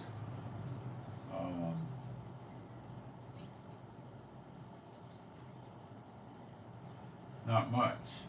Now, will the cop be sympathetic to you? Well, in the old days, I would say yeah. They might reduce the ticket from 85 to 75 or something like that, so the fine is smaller, or things like that. Now, I should tell you about the many categories and classes of people that are normally not given traffic citations in the United States. I think you need to hear this. Having worked in law enforcement, I understand these things. I know who doesn't get tickets, okay? Other policemen, generally reserve policemen, generally correction officers. Correction officers are quasi-policemen, and it depends what they do. If it was 85 and a 70, the traffic cop would probably say, well, look, I'm going to let you go this time, but if I see you here again doing this, I'm going to give you a ticket and write you up, Okay, with another policeman, it's generally you present your badge and ID card, is okay, you can go. It's 2 seconds. That's it. Unless for some reason he suspects that you're not really a policeman. So he might ask you, where do you work, what do you do, what's your job, it's a couple of 3 or 4 questions and say, all right, go. He's not going to give you a lecture. Okay? Once I was, many years ago, in this girl's car and she was speeding and it got pulled over, and I got out before the cop came over to the car, and I went and I flashed my credential at him and I said to him, I wonder if you could extend professional courtesy to me over this. He said, yeah, and then he goes over and tells her, I'm letting you off because of a professional courtesy to him, and don't do it again. And he walked away. He never even checked the license, See, it's a whole other world. So you got police, right? Correction officer, reserve police, dispatchers in police generally get off, okay? Let's say you're a nurse or a doctor or somebody like that in an emergency room in a city hospital, and a city cop in that city where the hospital is pulls you over. And you say, oh, I'm sorry, I should know better than to speed. I know so many policemen. I work at the emergency room at, Schmagegi Hospital. Well, you see, now the cops now you push the button, okay? And that button is, I don't want to be shot or stabbed or injured. Go to the emergency room and she's there and I gave her a ticket and then she lets me die or something. See, now this is the way they think. I'm not telling you this is real, I'm telling you this is the way they think. So what they would do is they would resort to a tongue lashing, very limited duration, about if you do this again, I'm going to write you up and all this stuff, and then let them go. Okay? Mayors, deputy mayors, now the wives, children, and parents of other cops don't get tickets. Okay? It's sick. I'm going to keep telling them that. So, if you're in your city, or the mayor, or the assistant mayor, or somebody like that, or you're on the county board of supervisors, and you're in your own jurisdiction, you're not going to get a ticket. If you're on a county board of supervisors someplace in Florida, and you're driving in Texas, and they pull you over, and you say, well, I'm on the county board of supervisors, he's going to say, well, that's good for you. Sign here, He doesn't care about it. He doesn't need you. You have no power over him. You're just a regular person. You're not a law enforcement person, and you're a politician. They don't care. A mayor, they don't care. Now, if a mayor or some big shot gets a ticket, he goes back to the police commissioner. The police commissioner could call the police commissioner in Texas or the captain or whatever and say, hey, I need a professional courtesy. My mayor got a ticket by your guy here for doing this and that. Now, if it's drunk driving and the guy was blotto drunk, I mean, all bets are off. But if it was speed, a bad turn, not full stop at a traffic light or a stop sign, some mundane junk like that, then, as a courtesy from one police chief to another, they force the ticket. I'll keep going. Firemen, ambulance drivers. Well, private ambulance driver, if let's say he's in the city of, Miami, and a Miami cop stops him, they might let him go because he might be coming to take a cop to a hospital or something. Maybe he's got an iffy, but if he works for the city ambulances or the county ambulances, he's gonna get let go, probably without a tongue lashing. Okay? Firemen, they work together. It's gonna be okay. All bets are off when somebody has like 12 shots of tequila and starts trying to drive. That's because he could kill himself and other people. That's where the trouble, where it stops. If he's a cop or something, they'll try to protect him. Have somebody else come and drive his car or tow the car and try to keep him out of the system and bring him to the station or someplace and let him go to sleep and then give him a pot of coffee and then kick him out the door. But, that's usually something reserved for somebody in law enforcement. A drunk mayor, if he's in his own city, he's probably going to get off. But if he's in another area, they don't care about him. He has no clout.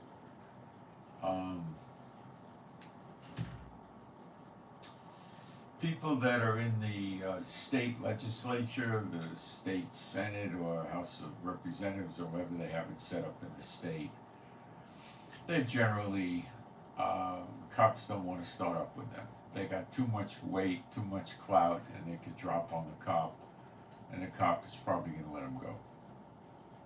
Okay? Judges, I think I said judges go. If you're a clerk in a judge's court and you're in another jurisdiction, you're probably not going to get out of it. If you're in your own jurisdiction, you probably will.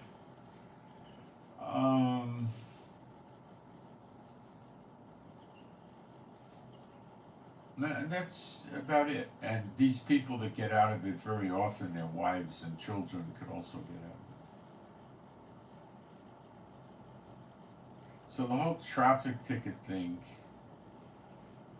you have no idea, how many people. I mean, there's people. I saw a guy once. He was in the board of supervisors in a county in California, and he whips out his badge and showed me his badge like he's a cop or something. What, these people carry badges? They have no police power at all. They're an elected politician and they run around with badges.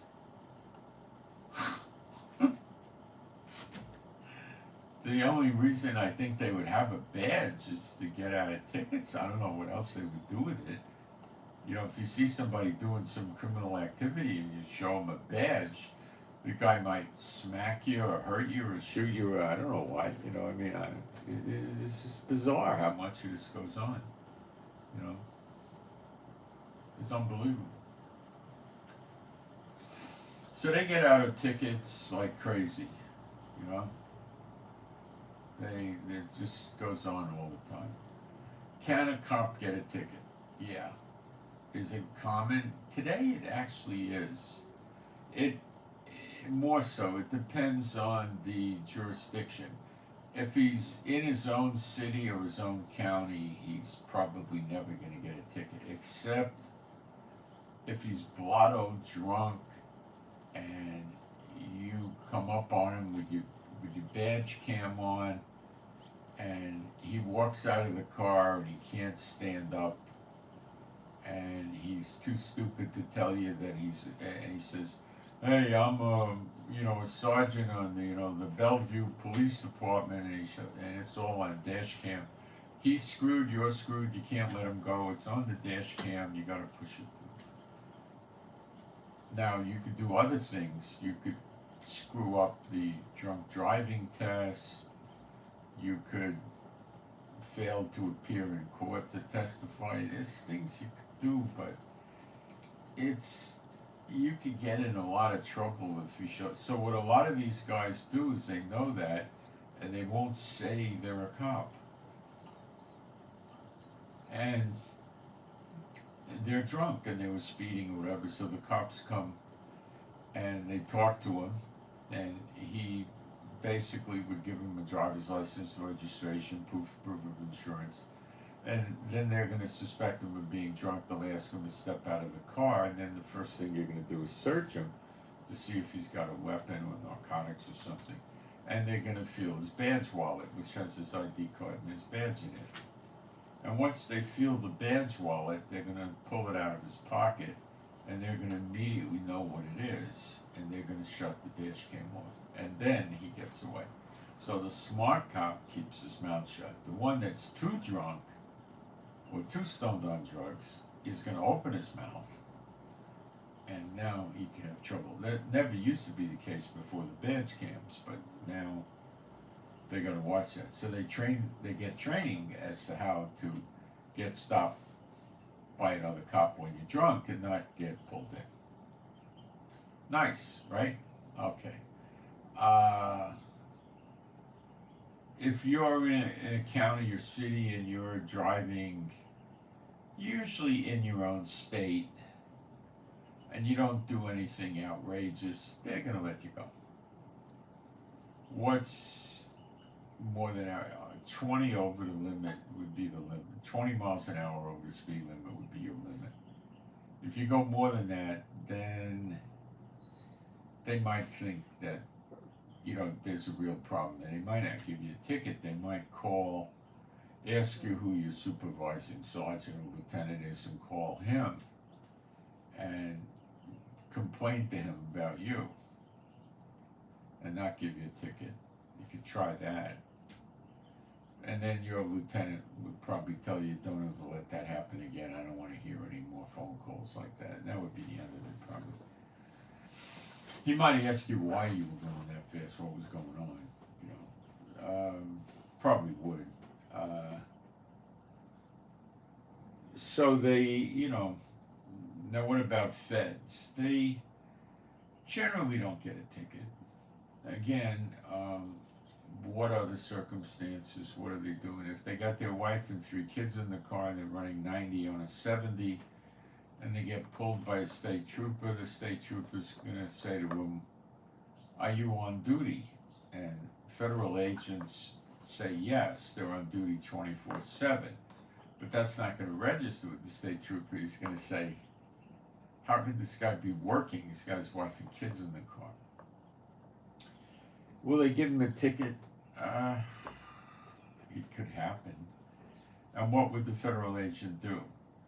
He would have his secretary call the judge at the appropriate court and say, we had a little misunderstanding. Special Agent Brown, he was given a traffic citation for speed, and he was working covertly, and could you, he's on a case, he's out of town, very inconvenient for him to show up. Oh, I know the great job you do. Don't worry, I'll dismiss it off the docket. I'll discharge the case, dismiss it. That's the normal judge reaction. He doesn't want any trouble. Okay. Yeah. Now, what if he didn't buy it from the secretary? Well, then another special agent will go down. They would show up at the judge's chambers, present their badge and credential, and ask to see the judge. The judge might be a jackass and say, make an appointment, but more than likely, probably 95% chance, he'll agree to see him. He doesn't know what they're there for. And then they explain what happened, and then face to face, the judge would be more than likely to dismiss it. The other thing that happens is federal agents sometimes are working kind of quasi undercover. They still live at home with their wife and kids, but they're issued phony ID, so they're not going to necessarily carry their badge and ID with them all the time. They'll have, John David Brinkley ID, which is not them, and it's in the driver's license system and everything else, right? So they get pulled over and they get a ticket. They just shut up. They don't say anything. They sign the ticket, and then they never pay the ticket, and they have to make sure there's no warrants. So then, when that happened, they might send somebody down to quash the ticket to protect his cover, or if he doesn't need that name in his cover, they could just give him a new set of ID. You know. So these are all the things that go on that you don't hear about with the cops. You know. Now, other things that give favoritism to these people is if there's a fight, like, kids in the street fighting, but they're adults, they'll throw it in favor of the cop or the politician or something like that, okay? Accidents, they'll throw it in favor of the cop or the politician or the emergency room worker or something like that. So even though he was at fault, they'll try to write the accident report in his favor. That's serious corruption, but it goes on all the time. Okay? You getting the idea? The police are a lousy entity in the United States and most countries. They stink. They really do. And it collects people that it corrupts them, they just get sucked into it. It's just a horribly corrupt thing. I think I explained it enough to you to understand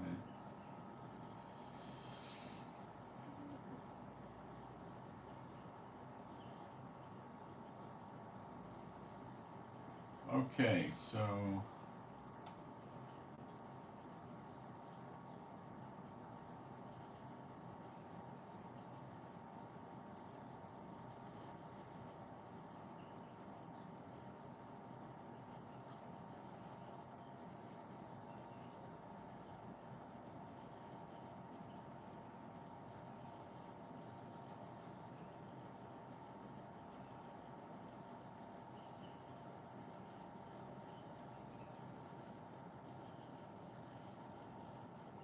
religion, the last refuge for scoundrels. Wow, I guess this guy believes in the Big Bang Theory.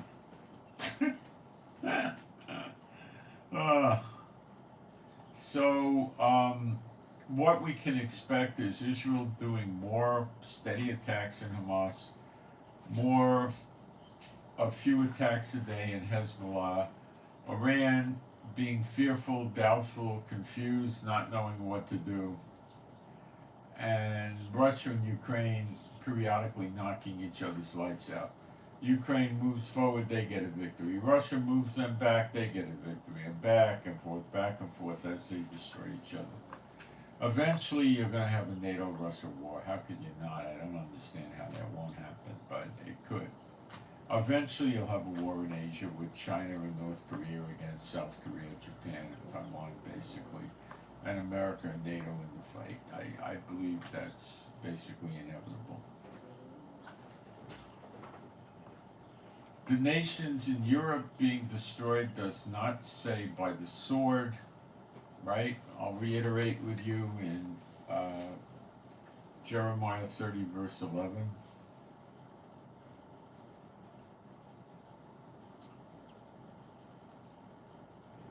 For I am with thee, saith the Lord, to save thee, to salvation thee, though I make a full end of all nations whither I have scattered thee. Okay, so why would he make an end of these nations? Because they were built up with Satan. They were using Satan's systems, phony money supply, corrupt governments, all this stuff. favoritism for the Satan bots and no opportunity for the non-Satan bots and all this stuff. So it destroys the nations. Could it be from the continuing whirlwind of the Lord? I never really thought about it until today, but it could be. Could it be the birth pangs like volcanoes, earthquakes, floods, lightning strikes, fires, things like that do it? Yes, it could be. It doesn't say by the sword, but it doesn't say not by the sword either, so I don't know. I don't think any of us know, but it could be a combination of these things, or it could be without the sword. And that would explain why many of these people live and go into captivity, because they didn't get killed. Whereas if you were going to destroy a country, let's say Germany, you were going to destroy Germany with the sword, there would be, I mean, how many, 40, 50,000 bombs, missiles, rockets, and explosive drones would probably damage Germany pretty good. And then how many people would get killed while that was going on? I don't know. It could be that way. Some countries may go that way. Other countries may go by fire. Some might go by flood, or I don't know. You see, we're not given the dot the I and across the T in prophecy, so I'm not sure what happens to them, how it happens. I know we know. Bible prophecy tells us the after effects, but it doesn't tell us the little fine details. Okay? So I don't know. But I'm open to it. And it likely fits together. It could be that way. Some countries could get earthquakes, some could get fires, some could get floods, some could have volcanoes. Some could have bad hurricanes. Hurricane season, usually the worst is August. And then you get into September, maybe the first 10, 12 days or something. You could have hurricanes, but not all that likely. And then usually it's over. While they have the official season, I believe, extends out into November. It's, you don't really, you might catch some in September, but not a lot. And then by October, it's pretty unusual, because the waters start to cool off. You see, like in America, let's say from, the middle of the East Coast up north, the waters cool off by Labor Day, and that doesn't let big storms, form. Like what you see Labor Day in America, for instance, in Romania, you'll see, like, this August 20th or something will have weather like you'd have, fall is setting in. So the waters would be cooling off. Normally, now they may not cool off, but normally they'd be cooling off, and the earthquakes, and the hurricanes rather, would be diminishing first in intensity and then diminishing period.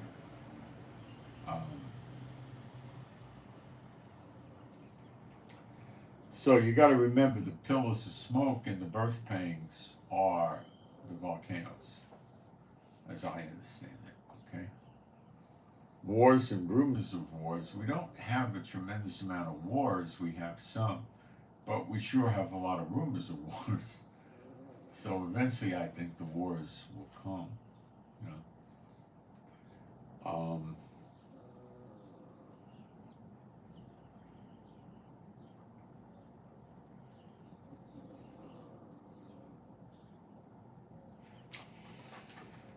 I think that's what I had for today, so I'll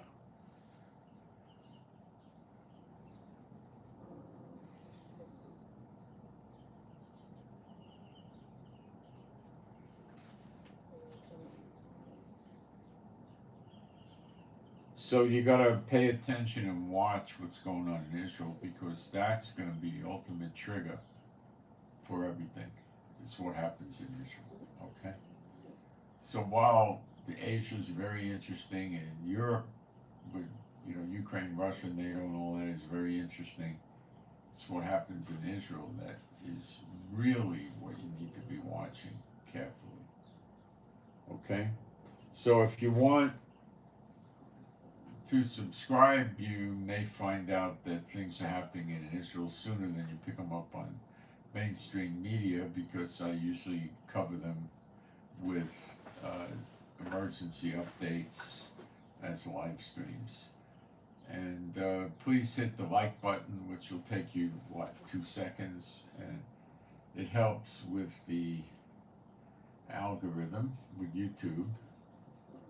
And I don't see any mailed in questions. I think I've covered my bases on that. I didn't have any great Bible studies. Oh, I wanted to mention that when we were studying the 7 stars, 7 candlesticks, it also shows when the Lamb appears, Yeshua would be the Lamb, he has 7 horns. And I didn't cover it the other day because I wanted to kind of try to make sure what are the 7 horns, you know. And a horn generally refers to what an animal fights and defends itself with. So it's like it's military, okay? It's power, it's strength, it's weapon. And I think that when we're talking about the lamb, Yeshua didn't have wool on him and he didn't have 4 legs. It's allegorical, okay? The sacrificial lamb of God. So I don't think he has 7 horns sticking out of his head either. But I think the number 7 could possibly be meant to mean completeness or fullness of power. So that he is the King of Kings and the Lord of Lords that has all the power. Where you read about the beast has 10 horns, those are 10 kings. It tells us what those horns are, 10 kings, okay? It doesn't tell us what the 7 horns Yeshua has on. So I think because it's a spiritual depiction of the Lamb and meaning Yeshua, but I would say it probably means the fullness or completeness of power being King of Kings and Lord of Lords. I didn't deal with it the last time because I wasn't prepared, but that's what I think it is. So do I think we're going to have more war? Yeah, for sure. The siege isn't finished yet. It's still got pieces left to go. How many more countries have to join into the siege before Zechariah 12:10 happens? We might have enough now, and more may need to join in. I don't know.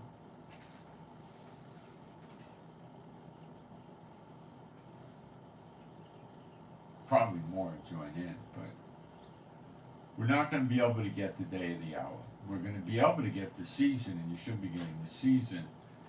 And I'm pretty sure it's the season. I mean, how could it not be with all the birth pangs and everything going on? So we never saw anything like this in the Middle East since 1948. Nothing like this before.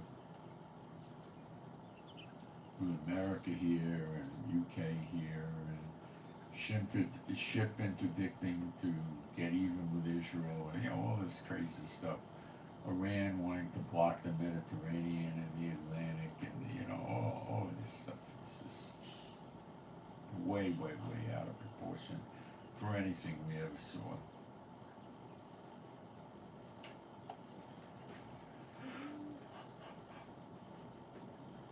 So, please pray for me and my wife, Rivka, for our peace, safety, protection, and joy. Pray for healing of our bodies, if you would. Pray for our animals and pets, which are all rescues, to be happy, healthy, and whole. Please pray Chief doesn't start barking at night because Yafa's in heat. I need my sleep. And pray for better videos. Pray for the peace of Yerushalayim.